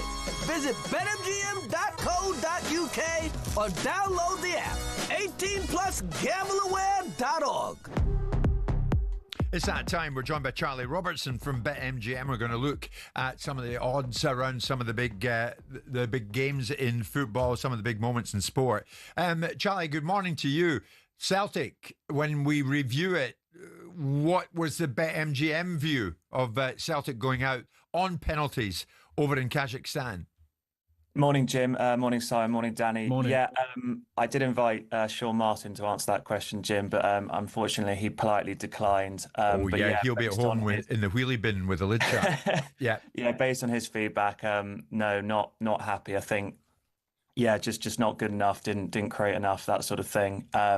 But he will be on tomorrow to talk about the big game on Sunday, Jim. So I'll let him sort of crack on with that as and when. But before that, obviously Rangers in action tonight, Jim. They're playing Club Brugge. They're 17-4 to win the game, 11-1 to qualify. We do think it's going to be a fairly easy night for the host. They're just 1-50 to qualify. So we do expect both Scottish sides to be in the Europa League next season, Jim. I mean, this is what Scottish football doesn't need, Simon, isn't it? I mean, especially with people like yourself around. But I mean, those who are ready to criticise Scottish football need no excuse at the moment. Celtic go out last night. If Rangers go out tonight, then, fair game. Short term, though, isn't it? Because I think long term, if they both drop into Europa League, they've got more chance of winning games, having a good run, keeping the fans on. You say that, though, Danny, but the headline is out of the Champions League. We're not out of August. Granted, but I also think if you look at Rangers' position, they've had two ties previous to this one against Club Brugge that they've been decent in. And the amount of ties they've had to play to get to the Champions League stage has to be factored into the equation. Yeah. And Club Brugge are an established Champions League side that did a number on Atalanta last year, beat Aston Villa. So we're not talking about a team that you would actually put on paper as not being able to beat Rangers. So I think that's an unfair comparison. The challenge for Rangers is not Europe, it's what's happening in the domestic league. Charlie, just in the passing, Simon did mention to me there, I wonder what your mate Sir Rod Stewart thought of Celtic going out last night. Who's to blame? Rod, players, Brendan, the board. Rod's come back, the board. They thought this game was going to be easy and that we'd collect Champions League money, and we haven't. He goes on to say, I'm fed up, Danny, you might identify with this. I'm fed up with this continuous passing backwards between centre-backs. I counted 9 passes between Carter Vickers and Scales before the ball went over the halfway line. I could go on, Jim. Has he got a point? Yep. The best team in the country last year in the Premier League. If you watch Van Dijk play, how many long balls he plays. He'll pass bum. And it takes the risk more. But you've got to be a good player. You've got to be confident. The best centre-halves are hard. The centre-halves with that much confidence and ability are hard to find. Yeah. That's I know you want to make a point here. No, I didn't. You've always got a mischievous smile when you're ready to Of say course, it's the board's fault that the centre-backs are passing it sideways. That's the board's fault. Good point. Charlie, let's get back to the Carabao Cup. Leeds United. Where is... I can't even remember his name. Matt Gibson. Matt Gibson. Where's that fella Matt Gibson when you want him? Leeds United diehard.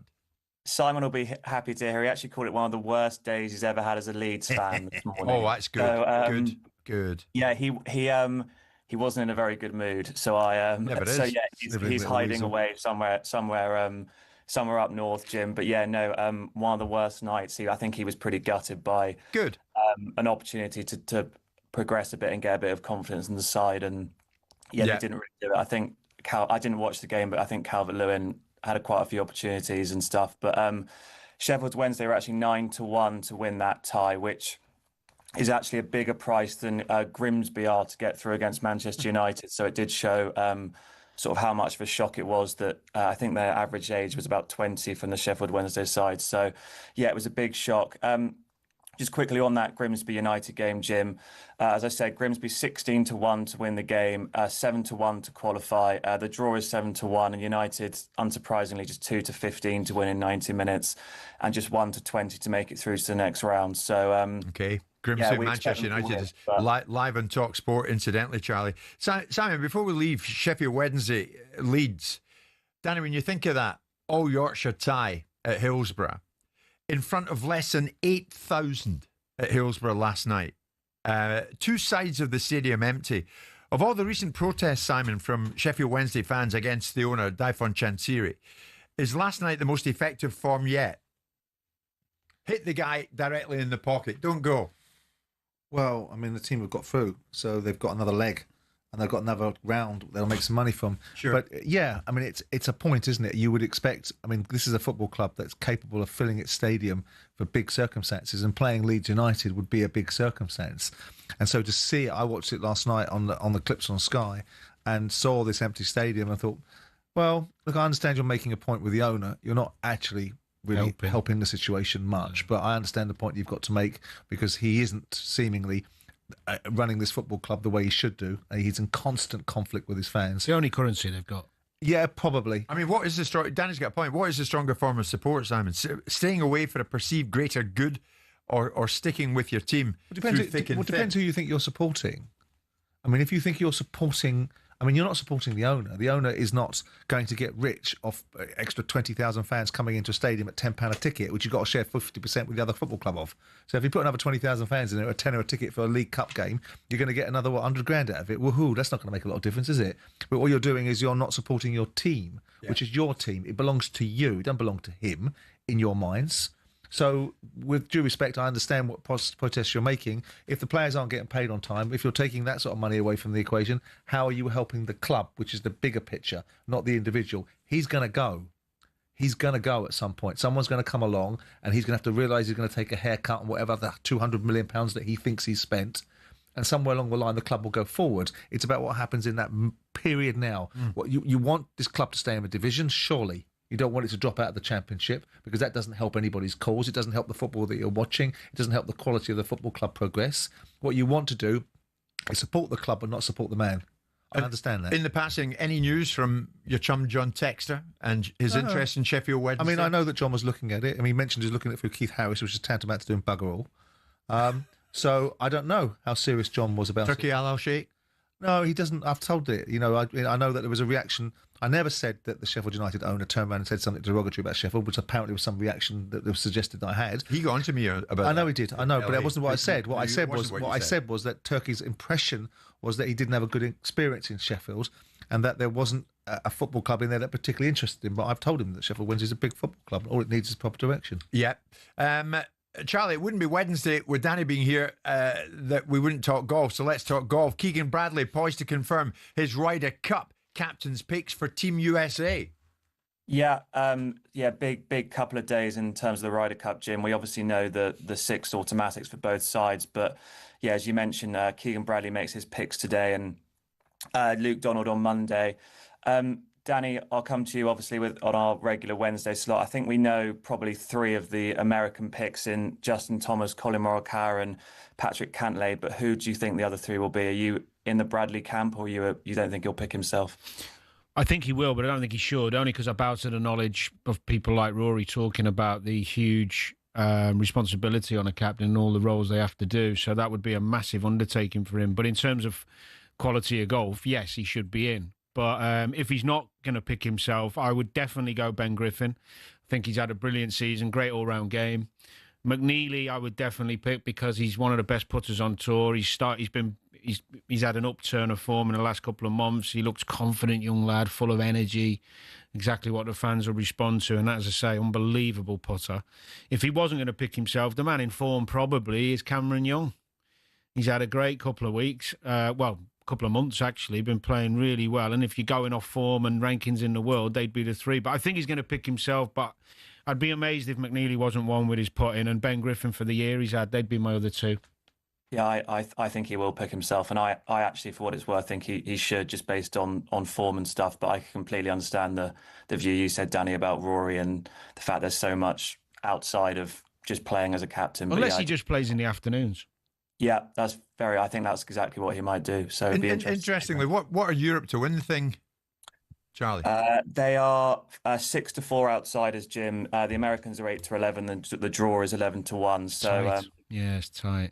Yeah, I think one thing the Europeans have got is we pretty much know the team, which I think is an advantage for us, definitely. But yeah, it'd be interesting to see who he goes with, because I think there are, as Danny mentioned, loads of alternatives that he could choose as his 6. So how many Scots we got in the Ryder Cup team? 1. To drag us down. And he's a damn good one. Here he goes. Big Bob. Big Bob. Yeah. Oh, yeah. You need Bob McIntyre in any Ryder Cup team. Very good. Muchas gracias, Charlie Robertson. Thank you. Give our best to Matt Gibson. That was a look at the latest odds. Thanks to BetMGM. Visit betmgm.co.uk. Download the app. 18+. BeGambleAware.org. It's showtime on talkSPORT with BetMGM. Keep things golden with responsible play at betmgm.co.uk. 18+, gambleaware.org.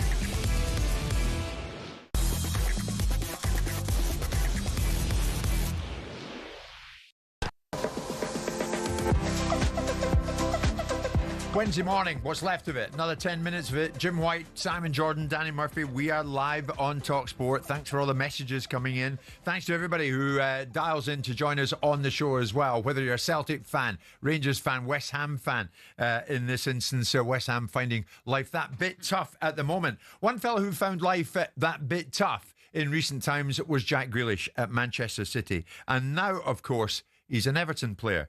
Jack made his first Everton start at the weekend in the win over Brighton.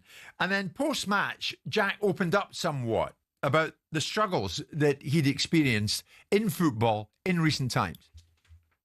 And for me, I wanted to come here, and the main thing was to enjoy football, enjoy playing every day. And I think maybe at times in the last couple of years, I've fallen out of love, not fallen out of love, but just didn't enjoy football as much as I should. My family said it to me at times when I was at home and stuff. So that's down to no one, it's down to myself. But I absolutely love football, and I want to have that feeling again. When you wake up on a match day and you just can't wait to get out there. And yeah, that's how I felt today, and hopefully my performance showed that.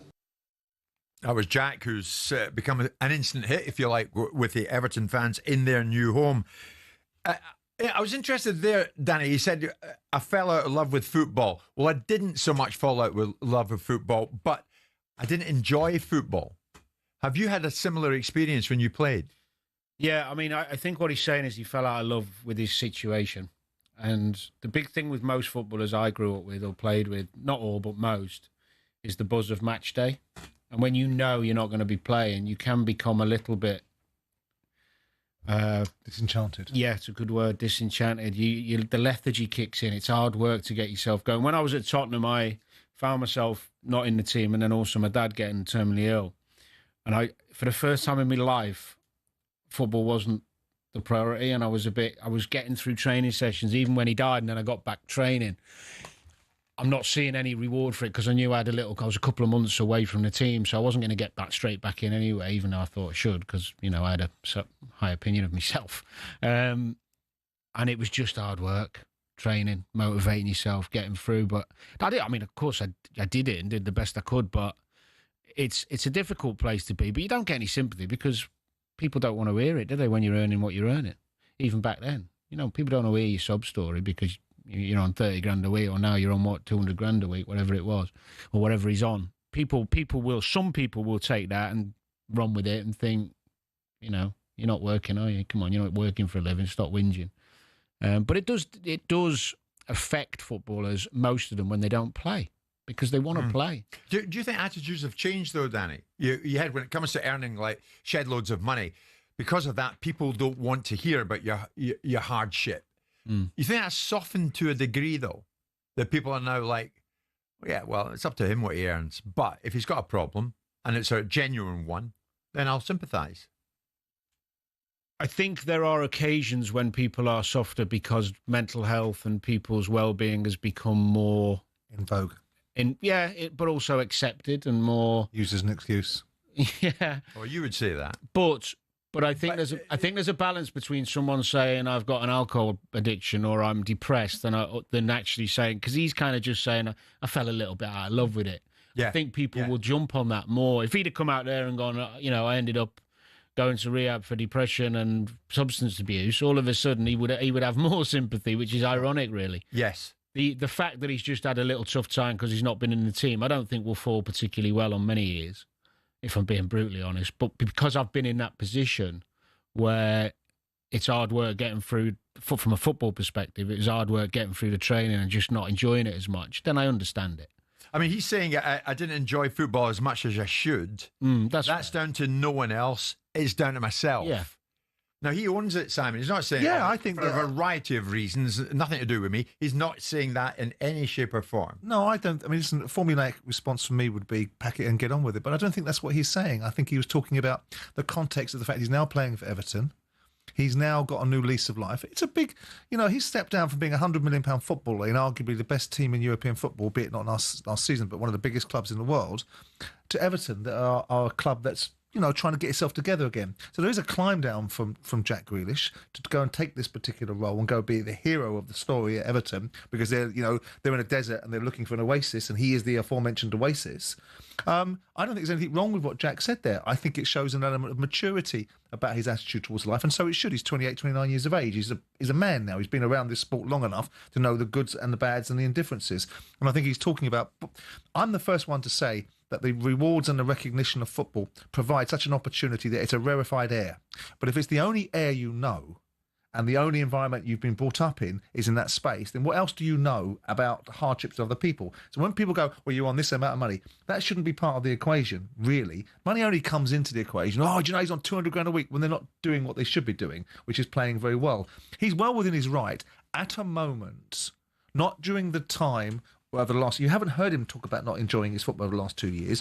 You've heard him say in context to a moment where he's clearly back into a situation where he's valued, wants to be part of a side that want him in the team now. Yeah. And he's saying, I struggled with it a little bit, because people are, by the way, irrespective of the wonderful opportunities of football, people are allowed to fall out of love with the job that they are doing. You said a great word. Being valued is key as a footballer. When you're not valued and you're not wanted, or you don't feel valued and wanted, it's a difficult one, because you've had it for so long, which he did. Well, you can always rock down to the ATM and check your bank balances and valuation in that. Yeah. That's a wonderful way. And that's what... On a serious note, did you fall out of being a club owner? Did you fall out of club ownership? Yeah, it's a hideous existence. Fall out of love with it? Yeah, because you can't win. I sit in the studio... But did you enjoy it at first? I enjoyed the challenge. Yeah. I didn't enjoy the industry very quickly. No. Because it's a no-win situation, and you realise that very quickly. I mean, as I said many times, told the story, walk in the door, club's been in disarray for 18 months, and the first thing I read on a message board is, Jordan's here, thank God for that. It's given him a couple of weeks before we hammer him. I'm thinking, wow, what have I walked into here? And that is but you take those responsibilities on. But the guys that are the beneficiaries of it, the players and the managers, they should learn to appreciate it. But you look, I remember speaking to David Bentley years ago out in Spain, and David's a certain character, but he packed in football at 28, 29 years of age. And I said to him, you fool, you're a long time retired. But he didn't, because it was a job. It may be a highly rewarded job. No one says when a hedge fund manager's made hundreds of millions of quid out of hedge, fed up, I'm burnt out. No one says, well, you should be in love with that. So why should it be any different? Because people perceive football as a game rather than an occupation. When you stopped enjoying being a club owner, Simon, did that there and then prevent you from demonstrating the best version of yourself every day? No, because it was tragically for me, that was a part of my downfall, was that I wasn't prepared to walk away and wasn't prepared to go, that's just can't bear it anymore, right? But there is an element of that where you sit there and go, what am I doing this for? I've just been reading a book by somebody who owns football, by a guy called Nick Miller, and it's the most pious, pontificating pile of rubbish I think I've ever read about what football ownership is really about. Left-wing nonsense, which seems to be all the media about what it is about owning football. Book Review Club. Anyway, Book Review Club, yeah. Mine coming out soon, so I look forward to his review. But the fact of the matter is that it's a very... but life is challenging. And going back to Jack, I don't think there's anything wrong with what Jack said there, and I don't think it should be sensationalised and turned into an attack upon him. Do you know what it's like, Jim? Just for people... what Luke would want. If you quite like your job at any level, irrelevant of the money. Let's say you, for example, you enjoyed a job and you do really well. I enjoy it with you, Danny. Yeah, and you do well at it. Yeah. But you get plaudits for doing it, and you get the self-gratification undeserved plaudits when you're walking down the street and people come up to you. You've witnessed that, haven't you? Yes, but if people... I'm a national treasure. But if people take that away, if you stop tomorrow... Right. And in a month or two's time, you're not getting that gratification, you're going to feel a little bit lost. Sure. So get used to it. It's coming. Working in Argos ain't going to cut it for you, is it? Danny, thank you for that. And when I said that, I meant it. I really enjoy being on with you, Danny. Same. It's Jim White and Danny Murphy and somebody else. Live in talkSPORT, courtesy of Selco. It's where the trade goes.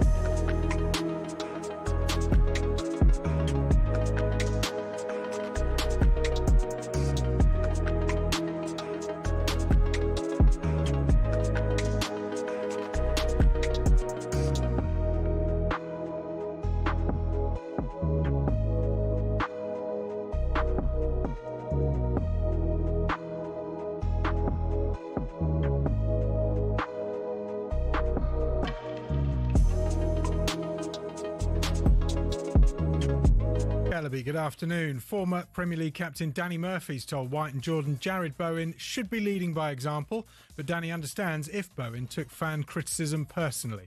He is probably the one player in that West Ham team over the last few years who you cannot point your finger at for his level of a performance, his dedication to the cause, his work ethic, everything about him. High quality footballer who they're lucky to have, by the way, because he's a Champions League player.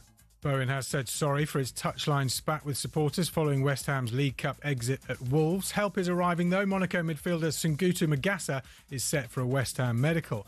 We're also told Newcastle are still in talks with Wolves for their striker Jorgen Strand-Larsen. All the latest at talksport.com. Meanwhile, Alexander Isak might actually play football next week. He's in the Sweden squad to face Slovenia and Kosovo. Now, Brendan Rodgers admits missing out on Champions League football with Celtic is tough to take. I really feel for this, the supporters that travelled all the way to be here. But yeah, we would just have to, as we always do, we have to stick together as a squad and as a team and reflect on this, and then we've got a huge game at the weekend. Celtic go to Rangers for the Old Firm on Sunday, and England fast bowler Mark Wood is aiming to play for Durham before the end of this season as he gets his body ready for the winter Ashes. Wood's been out for 6 months with a knee injury. Loads more Ashes build up on talkSPORT's cricket YouTube channel. talkSPORT News. We're being urged to consider switching fixed deals before energy bills go up for winter, and 6 million new cancer cases could be diagnosed in England between now and 2040. More from the news team at past. talkSPORT weather with QuickFit. At QuickFit, we're all about keeping you safe on the road. With our comprehensive motor insurance, we're here for every journey. Search QuickFit Motor Insurance to find out more. Rain is moving east, some of it thundery, sunshine and showers following that. Warm in the east, but near average temperatures elsewhere.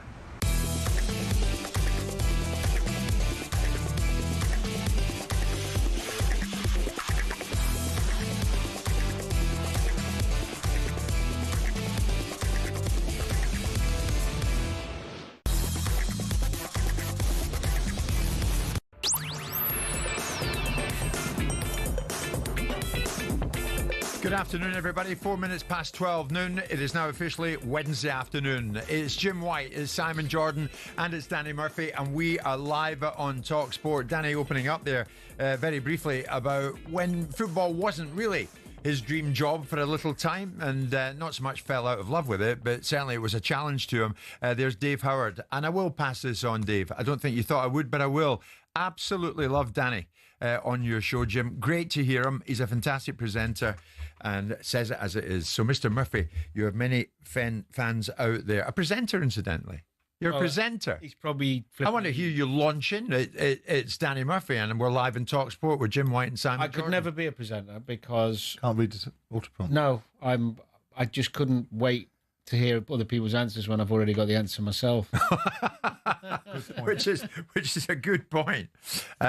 You've done a bit of presentation, have you not, in this documentary that's out running now? Have you not? This TV documentary for which you travelled the globe. I did. Yes. How did you find it? I mean, you present I top turned up and the boxing. camera was there. Are you generally the question asker then? Is that the way? Well, unlike you, I'm not really interested in the answer unless it's mine. Exactly. So what do you do? Ask the question and I answer do. it yourself. Me, myself, and I. What do you think? Well, I think it's this. That's right. It's Jim White, Danny Murphy, and Simon Jordan, the president of his own fan club. Indeed. Ruben Amorim and Manchester United. My God, if it was a shock last night that Celtic couldn't do it in Kazakhstan, if Manchester United go out tonight in the Carabao Cup against Grimsby, and that's live, of course, on talkSPORT, then you would think there will be a major inquest, will there not?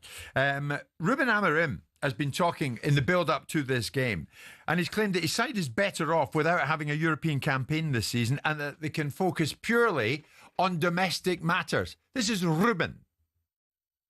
We were not prepared to play Europe.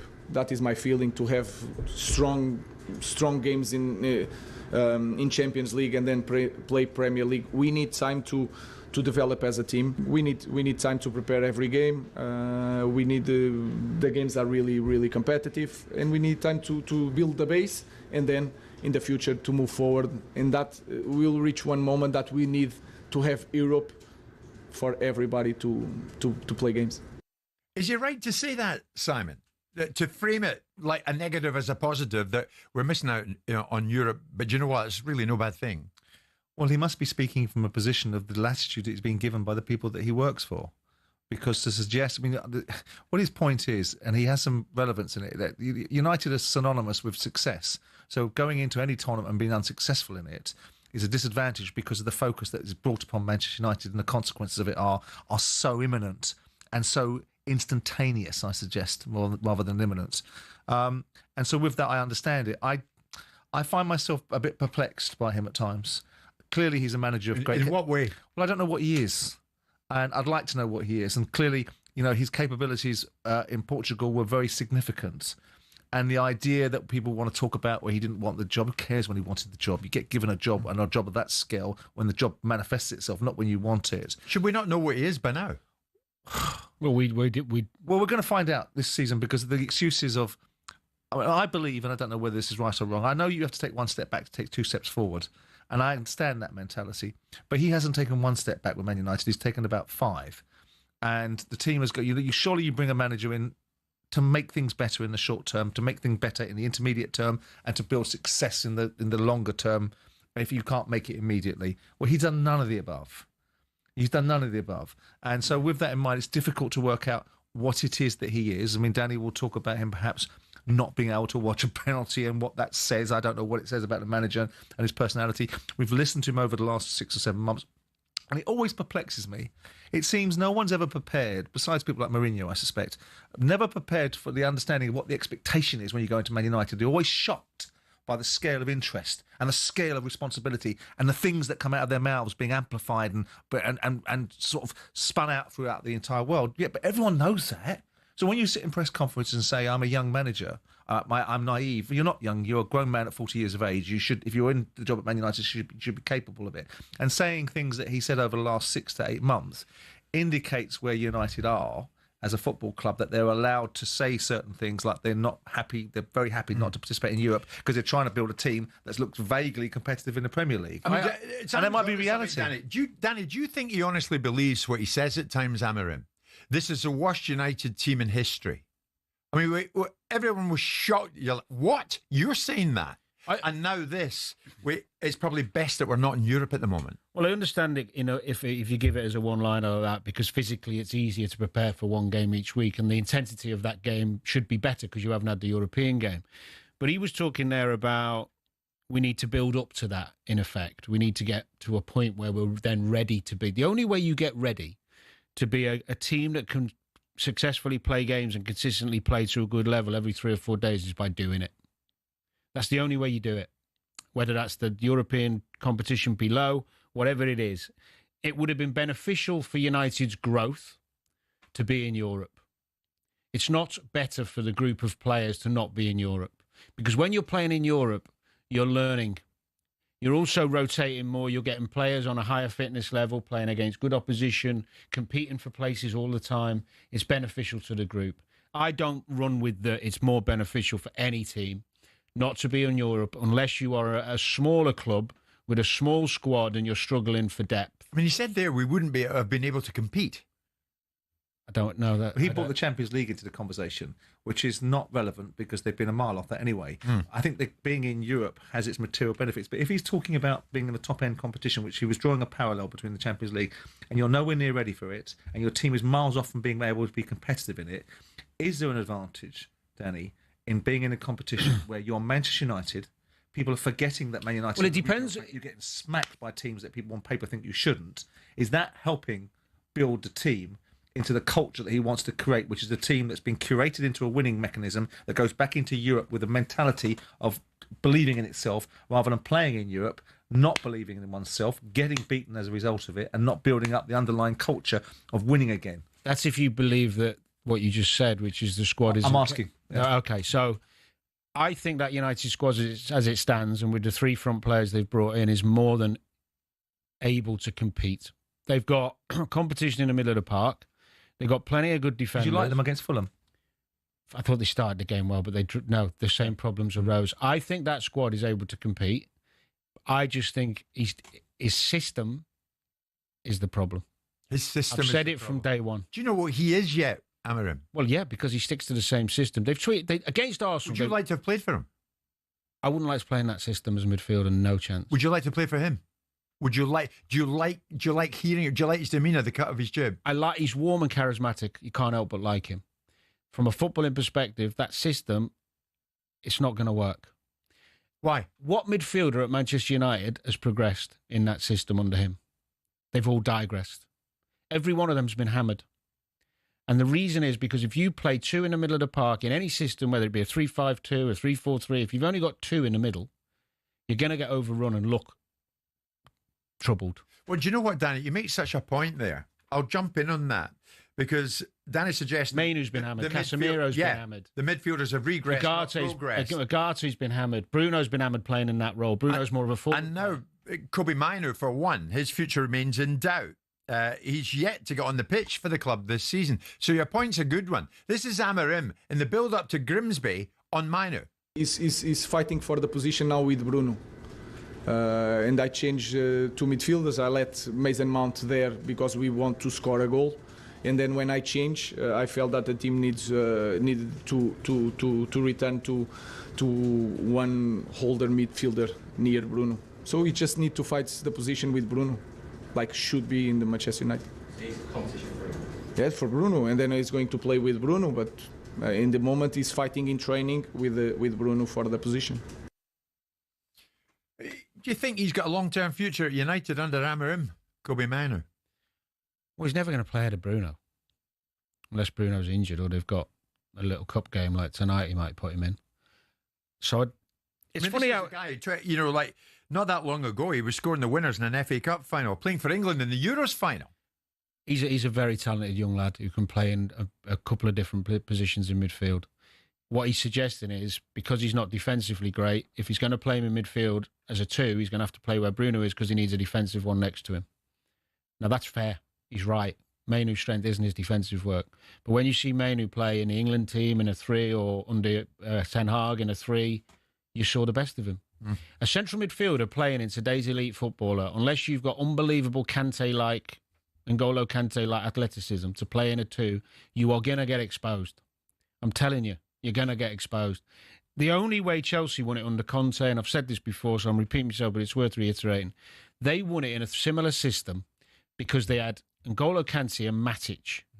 The other thing they had, Chelsea, is obviously better forward player or better defensive and forward players around them, which meant they were dominating games more than on the back foot. But when you've got N'Golo Kante and Matic, who's one of the most experienced defensive midfielders in Europe at the time, and on top of his game, with N'Golo Kante, who's one of the best midfield players we've seen in a generation, they just about get away with it.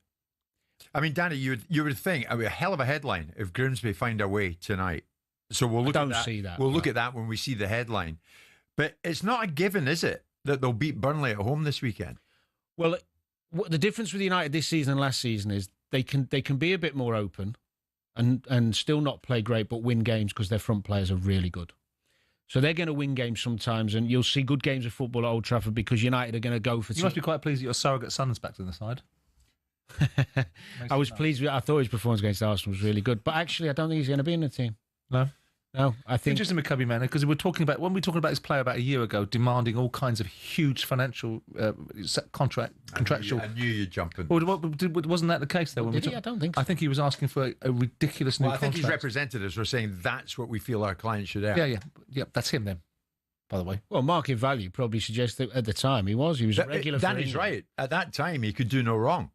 Yeah, I mean... You've got to establish yourself a little bit better than being picked for an England side that needed a position filled because they hadn't got a replacement for Kelvin Phillips. Grasped it and did really well. Tell you what, David's a Manchester United fan who joins us. Danny, what do you want to say? I think specifically to Danny. Hi, gents. Nice to be on the show. Good afternoon. Good afternoon, mate. Just basically, so regarding the formation, I mean, obviously Danny has played the game at a top level. And Danny, I just wanted to ask, I mean, I've had a chat with Martin regarding the formation. I've been on the show a couple of times regarding this. So what I don't understand with the formation is that when Amarim was at Sporting, he obviously implemented that formation really, really well. Yeah. And when I watched the game against Man City in the Champions League, which we all saw before he came over to United, they got beat 4-1. I was watching that Sporting team, and there was no problem with that formation. Everybody knew their roles. What I think, I don't understand, why does it not work in the Premier League? Is it that the players are not understanding the role? And my theory, personally, is that because that formation, I think, requires high-intensity football. It requires a lot of running and a lot of groundwork to close the spaces, to maintain the press, to win that ball back.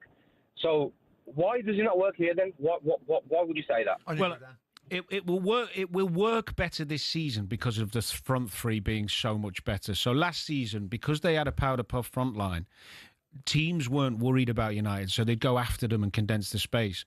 Now that they've got a front three that's very capable, the team will have teams playing you will have give you more respect, and you'll have more counters, and because you've got pace now to burn when you break.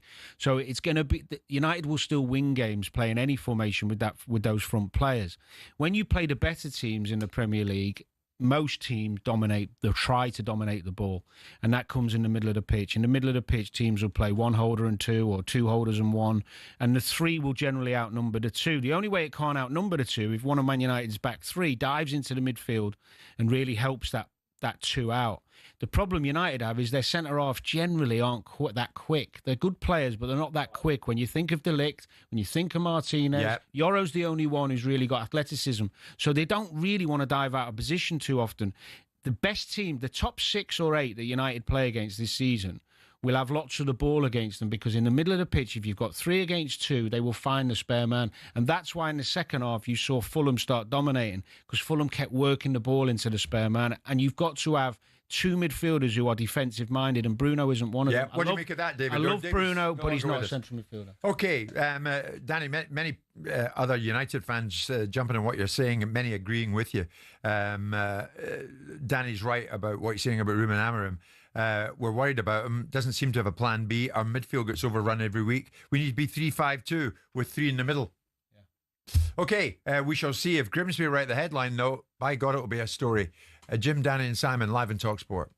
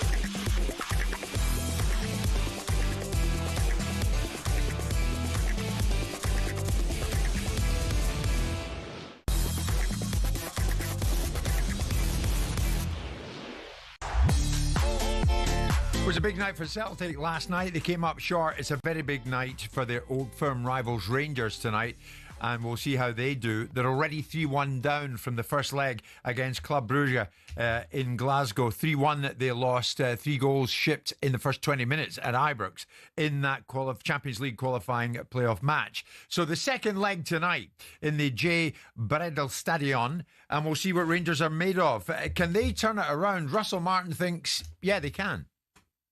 But we've been in the other end of this position already twice, going into games not quite knowing how the opposition would approach it.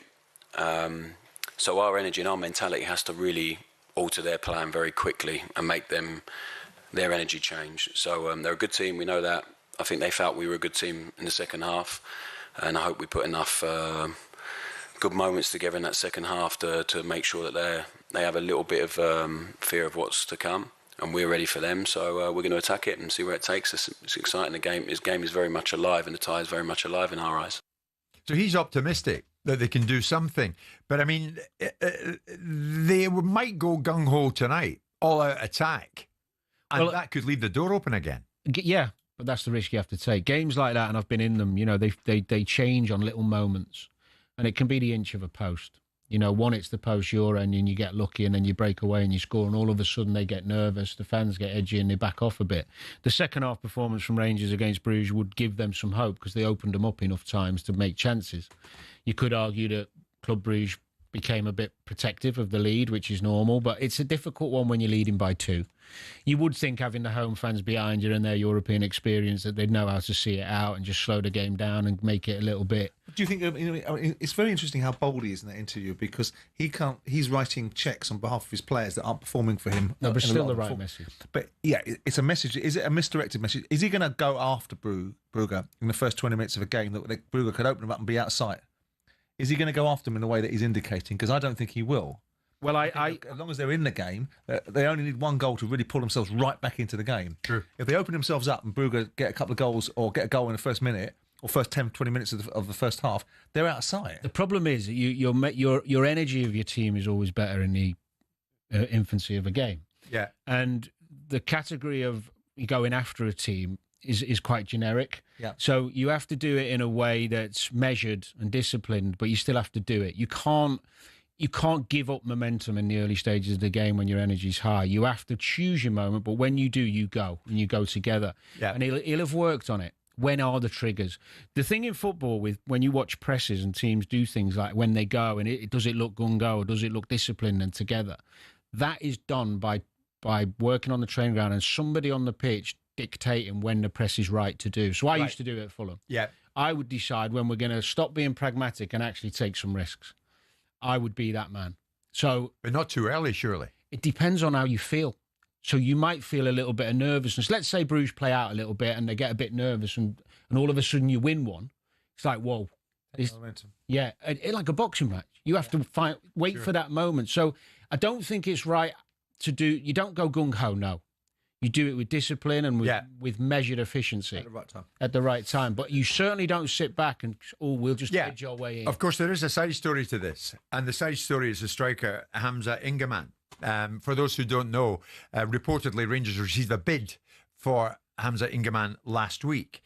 That said, they then went to Paisley to play St Mirren on Sunday. It ended up 1-1. Russell Martin turned to Hamza Ingeman, who was on the bench, to say, all right, on you go. And Ingeman said, not me, I'm injured. So he couldn't use him. And that caused a lot of chatter, of course, north of the border, as you might imagine.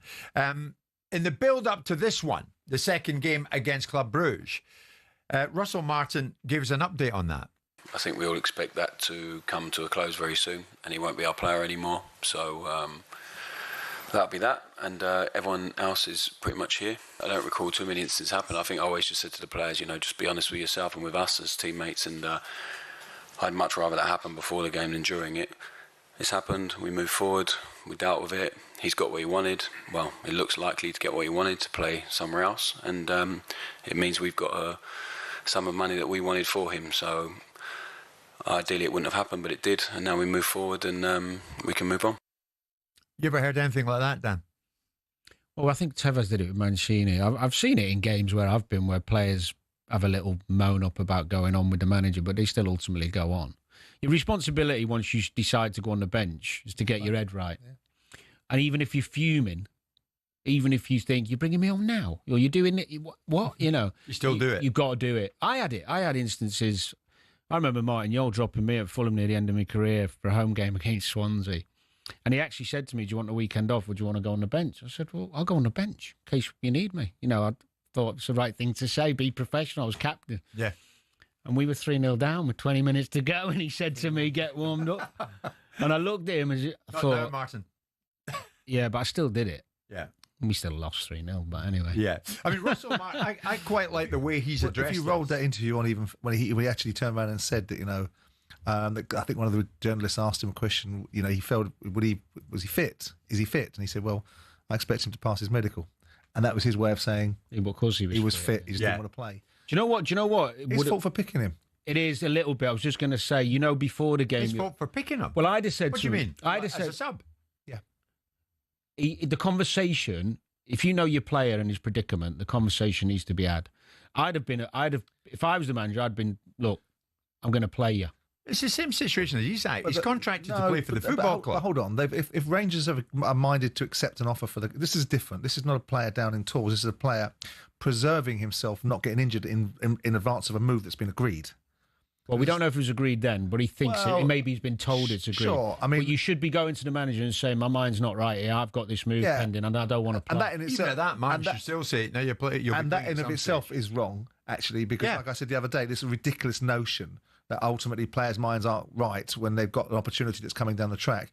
This instance is whether he would have failed a medical. I think it was probably unwise to have played him. And if he was warming up, and if they've picked him on Sunday, if they've picked him and he refuses to play, my little passing gift to him would be the owner would be to fine him a week's wages for not playing and not being. So I'd fine him for that. Yeah, and he's not going to do much about it because he's going to. What am I going to do? Not go to the club I want to go to now? Of course, he's going to go to the club he wants. On Sunday, he was warming up. Yeah, and when Martin said, "All right, you ready? I'm injured." Yeah, I mean, we don't know whether he was injured during the warm up or we're giving him any kind of latitude.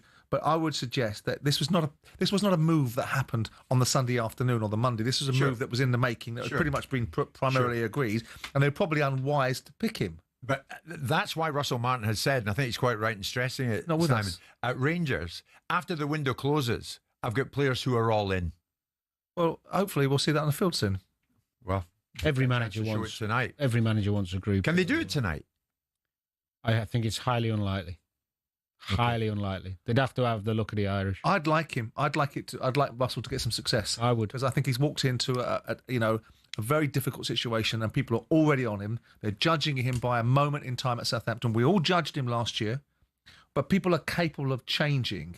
And he walked into a football club that was not happy with Clement, that was going in the wrong direction, and no one's given him any breathing space. No one's given him any credit. And I, when I saw the result on the weekend against the draw against St Mirren, I was like, oh, not another draw, because you know what's coming the poor bugger's way. Can you imagine they get a 2-0 win and go through on pens tonight? And I would love it. And then beat Celtic at the weekend. Yeah. What the chat will be on Monday. Oh, that's what a game that is. I mean, Celtic against Rangers at Rangers. Yeah. Both sides potentially being out of Europe. Both sides with a backstory of people being dissatisfied. Look at the pressure building around that game. Isn't it you? Are you going, Jim? It will be interesting. Well, it will be interesting. Well, to a point. Okay. I might watch it, actually. Pity. You going? It's pity. You going, Jim? I'll be here in the pity. safety of my own living room. It is 12:30. Will I? Yeah, probably. I don't even know what I'm doing this afternoon. Live on talkSPORT.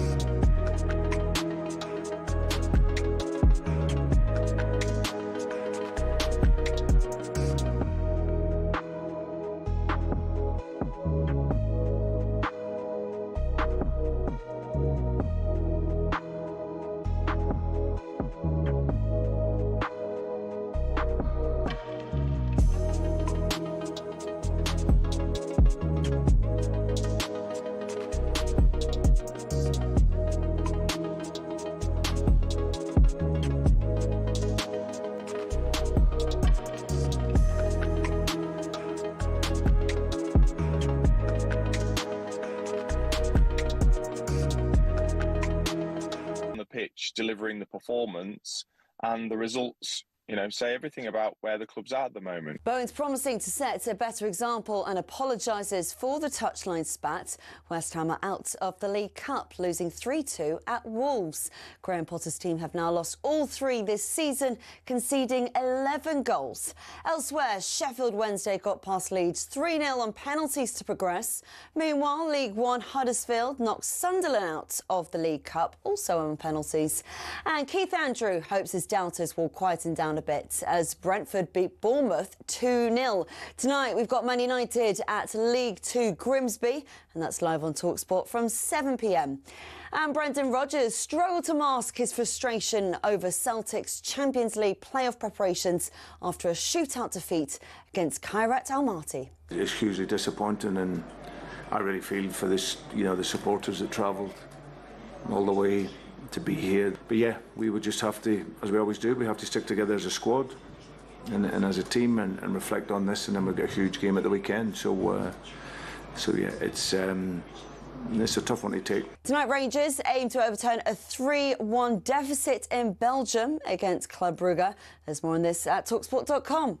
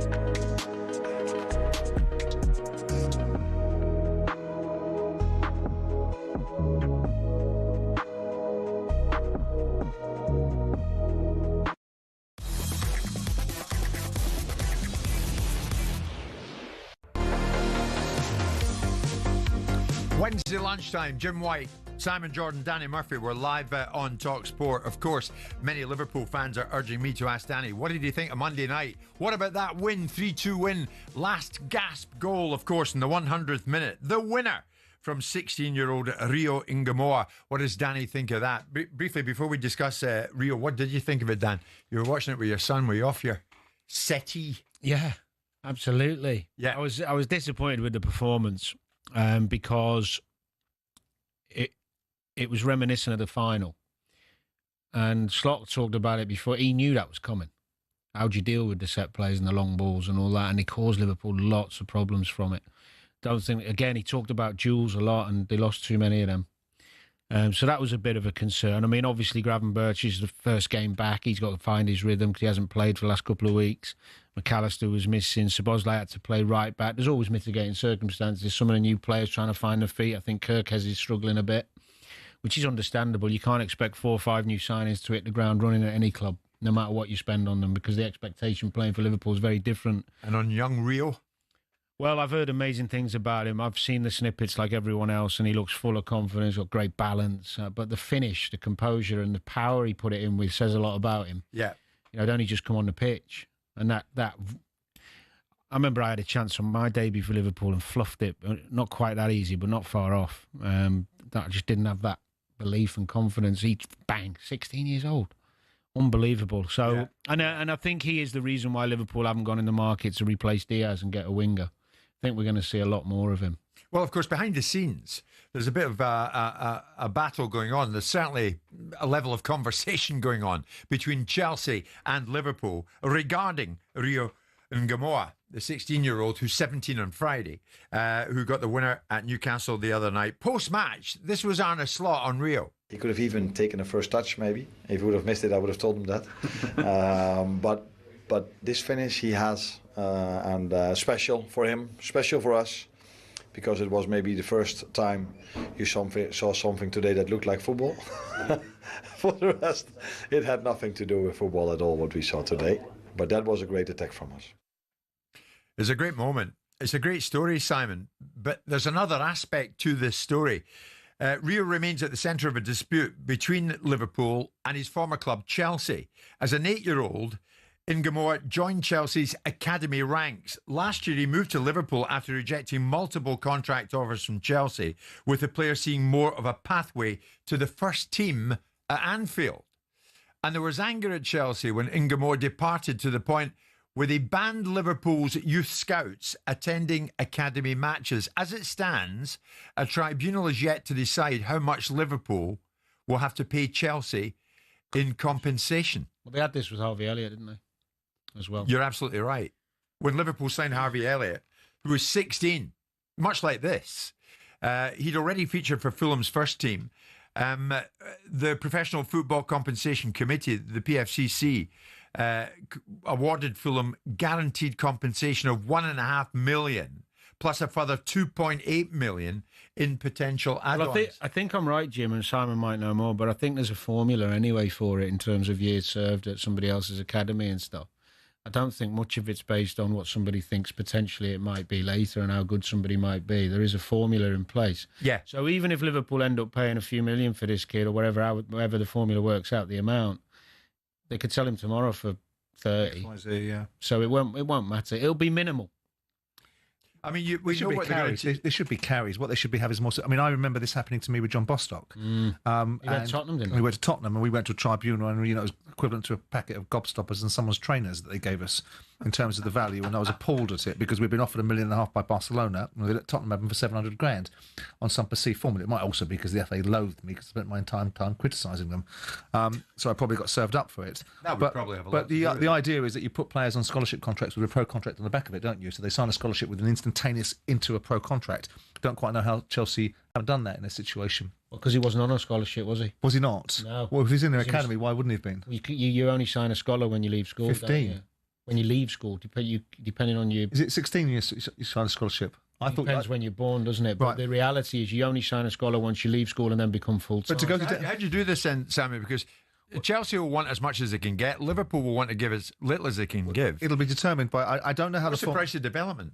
I don't know how the formula works now. I know how it worked once before, but I don't know how it worked once before, which was which way the wind blows. I think there should be a carry as well. I think it shouldn't just be about the compensation that you put down to educational perspectives and the development opportunities. There should also be a carry for Danny's point of view, which is if the club that then takes him at the back end of his development then flogs him for 30, 40 million quid, there should be a carry into that. That should form part of it. And there may well be. There may well be. But, these arguments happen. They happen all the time between clubs. And I don't blame Chelsea, albeit that Chelsea spend their entire time looking at other people's youth development policies as well. So I don't know what they're getting up our houses about. The system's better the way it is than being able to tie young kids on long contracts and not give them the ability to choose. I think that would be a really negative way to go for youngsters. I mean, the valuation was way off in terms of what you thought you should get for Bostock. Could you appeal? No. And I mean, it wasn't a case of evaluation. It was a case of a market precedent. Barcelona offered me $1.5 million for a 15-year-old kid. Why in God's name? And Walcott had just been transferred from Southampton to Arsenal for 8 or 9 million quid. So the precedents were there. Yeah. Why should a so-called golden boy potential? Okay, John didn't work out, but the choices he made bad choices, and it didn't help him go to Tottenham. Yeah. But at that time, the perception of him was extremely high. So to offer me 700,000 was just ridiculous. That was funny though that you get done. It But was in this situation, to others. The factors that will come into account include age, playing record, length of time in go was at Chelsea, the status of both clubs. The status of both clubs. Well, because if he downgraded, yeah, then they're not going to be. What do you think? What figure are we talking about here? Oh God, who knows? It should be a few million quid. Yeah. I don't think it can be much more. Yeah, and this is what the tribunal's got to decide. But as you rightly say, Danny, Liverpool, should they wish to, and they don't, could sell him on tomorrow for. Yeah, but it could. This could happen to Liverpool tomorrow. Well, next year, just one of their boys goes and jumps ship and goes somewhere. It can happen to anyone because the rules allow it to. Yeah. And that's just the way football works. But Simon's spot on. I mean, Chelsea have been nabbing people's players for years at under 12s, 13s. And they got sanctioned for it, didn't they? They got sanctioned a while ago for stockpiling a group of young players, having all these challenges. I think it was about 4, 5, 6 years ago, didn't they? They got consequence for it, and they also got fined for solicitation in terms of paying inducements to parents and people of that nature. So Chelsea are not in a position, albeit that wasn't under this ownership model. Sure. Are not in a position to be jumping up and down. Before we leave this topic of age and a youngster hitting the heights early on, Max Dowman, his cameo for Arsenal against Leeds. This boy's 15, right? Yeah. 15. Yep. I mean, Danny, who's got the most challenging set of circumstances here? And this is how I'll frame it to you. A 15-year-old stepping into the men's game, or the men who have to defend against a 15-year-old kid? Oh, the 15-year-old. It's an unbelievable challenge. The fact he's even anywhere remotely near the team at that age tells you everything about him. He's a superstar. He's just got that. He's just got the gift. He sees the pictures. He's got wonderful balance. Is he a winger or is he a 10? I think if you think of Palmer, Messi, the left footers who've got, he's in that kind of, his intelligence allows him to play wherever. I think when he's at 15, 16, 17, wider is going to be less physical. Yeah. In the middle of the pitch, you're always going to come up against the more powerful. Ultimately, it'll be a 10. Yeah. Well, you're not quite critical, if memory serves me right, that Arteta chose to bring on Wanyeri at such, I think he was only 15. Mm. Did you not think, oh, hang on, that's maybe ill-advised? Well, I think looking at how Wanyeri's progressed and how good he is, I maybe was a bit hasty with that. But the reality is that sometimes I think managers do put a young player in for the wrong reason, which is to, A, keep them sweet or the parents sweet, and also to make themselves look better by showing that I'm trusting the youth and I'm going to bring these players through. And that was my point at the time. I mean, they're all different. Michael Owen. So what do you think about the situation? 17. Because Arsenal are just removing all the excuses. Well, I think what's happened. Still played Dowman. I mean, what did you think of when he came on? Not strong enough, is he? Physically strong enough? No, but he looked a threat. He did, but he looked a threat. And the reality is with Dowman, I saw the pre-season game when they played Newcastle. Yeah. And I think what's happened is Arteta's putting him in a few pre-season games to see how he adapted, and he's just taken to it like a duck to water. He's actually forced his hand to have him there. Now, when everyone's fit, because they've brought in Madueke, they've brought in Eza, obviously Odegaard and Saka now might be injured, so he's still going to be on the bench, I would imagine. But when they're all fit with Trossard, Havertz, obviously you might not see him as much. We'll have to wait and see. But how's that like for a kid? How is that like for a kid to be thrown in, given all the plaudits, everyone's focused on you, and then taken out again? I don't think it's a big deal because you're just on the crest of a wave. I mean, I can only compare it. I mean, this was old Division 4 when I was 16 when I made my debut at Crewe. And I came in, scored a couple of goals. I was flying, started getting all these little plaudits. Not to the same level of Dowman, of course, but, 16-year-old doing all right. And then all of a sudden I was back in the reserves for a bit because some of the lads got fit. You were fine with it? Well, it's different strokes for different folks, isn't it? Inga Moore, 17 on Friday. Max Dowman, Arsenal, 15. Amazing when he has hit the headlines and the age that he is at. When you scored the winner at Wembley with your white boots in that charity match, what were you were about 48, weren't you? I would have been 40, like being the youngest ever Premier League club owner. So we all have our relative statuses in life, don't we? Got it. We'll find out in the fullness of time how much Liverpool are going to have to pay Chelsea for the services of Hold on. Objection. Gilmore. Yes. You're not the youngest Premier League owner now. I was then. Yeah, but that's history. But that was the point he's making. He's trying to diminish me. He's trying to suggest that I was much older than I was when I scored that goal. Yeah, it was a decent effort. Coming up to 10-1.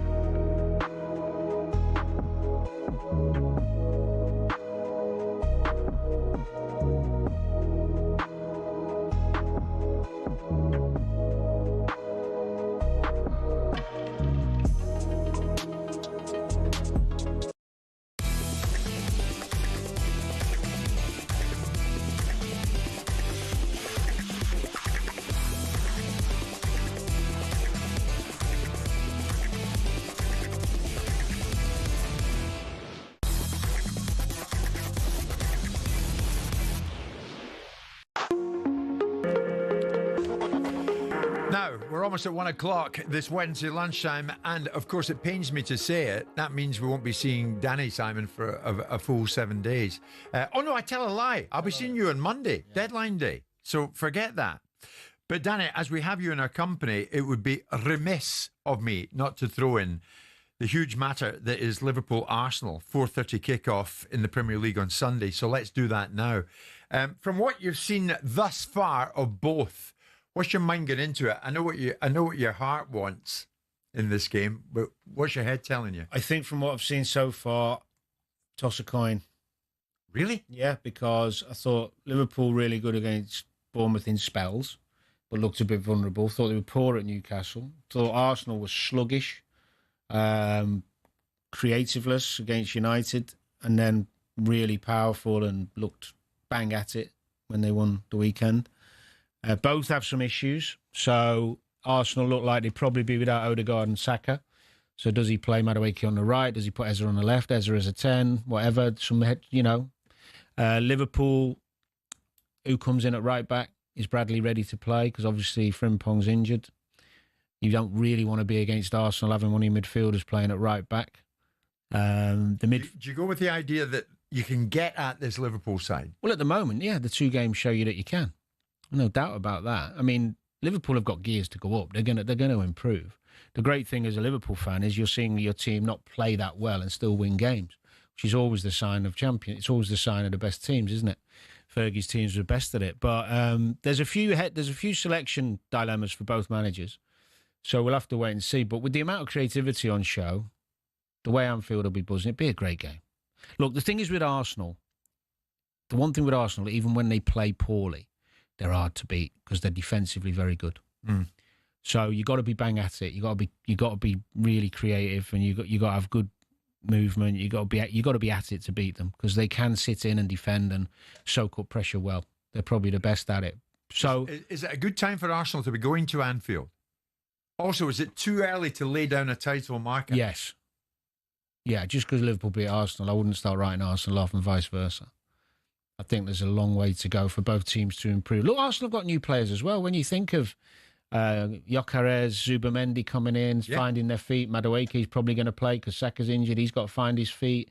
Both teams have got similar issues in terms of integrating new players and finding the right balance. So you can make a case for both. You could. I'm with you on that, Danny. Toss of a coin, Simon. The one thing I'd always say at Anfield is that intensity and that. I was going to say the atmosphere. If you gave me £100 to bet now, I'd always bet it on Liverpool at Anfield against anyone in the world. Are you looking at the two teams challenging for the league? Yes. In your view?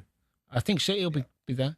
Do you think City will be there? I do. Even though City was still had the similar sort of reaction to Tottenham that City have had in previous seasons. The City are beatable now and beatable regularly. I still think that was just a little hiccup. I thought they had spells in the game where they, especially early on, they could have been up and the game would have been different. I mean, Tottenham were great, don't get me wrong. I'm really pleased for Thomas Frank and Tottenham, but I think City will motor. So separately, who finishes above who? Chelsea or City? City will finish above Chelsea. Really? That's. I mean, you never know, do you? But that's what I believe. I think defensively, Chelsea have got some issues. Yeah. Give us your rough idea of how you see it. Who wins it? And if there's a winner on Sunday, you go Liverpool. Yeah. The safe bet's a draw. Yeah. Like a 1-1 or even a 0-0. I don't want to incur the wrath of Newcastle fans towards your good self, Danny, but have you got your fingers crossed that they get Isak over the line? You and I will be on deadline day together on talkSPORT. How could you not? You know, he's just such a brilliant all-round forward who would enhance any squad and any team. And they need him, do they? They do, because they've lost 3 forward players and only brought 2 in, so they're short on numbers. But you could argue that they're only short because they're putting their faith in Gamoa. If you add Isak to that firepower, Ekitike can share the load. He can play on the left. Gives them an option where Diaz obviously has left that hole, because I think Diaz is a big player to fill. Super player. Yeah. So yes, in answer to the question, would I want to see Isak in a red shirt? Hell yes. But I think actually, if I'm really honest with you, Jim, the most important signing Liverpool need to make is a centre-half. Gay being the one. Gay being the one. Yeah, because he's calm, he's quick, he's experienced, I just think he'd be... And even if they have to pay 40 for him, it's a steal. Yeah. Players of his ability, they're double the price. Just get it done. Danny, I look forward to being on with you this coming Monday. you're not going to be with us. What are you going to get up to? On Monday morning, you will be. We'll throw you on Monday morning, but later on, you're not required. Well, given that the content of what I'm likely to listen to is the same, I'll probably go for colonic irrigation. Danny, muchas gracias. Simon, I'll see you tomorrow at 10. Will I? What is tomorrow? Thursday. Of course it is. All day long. We're coming up to 1.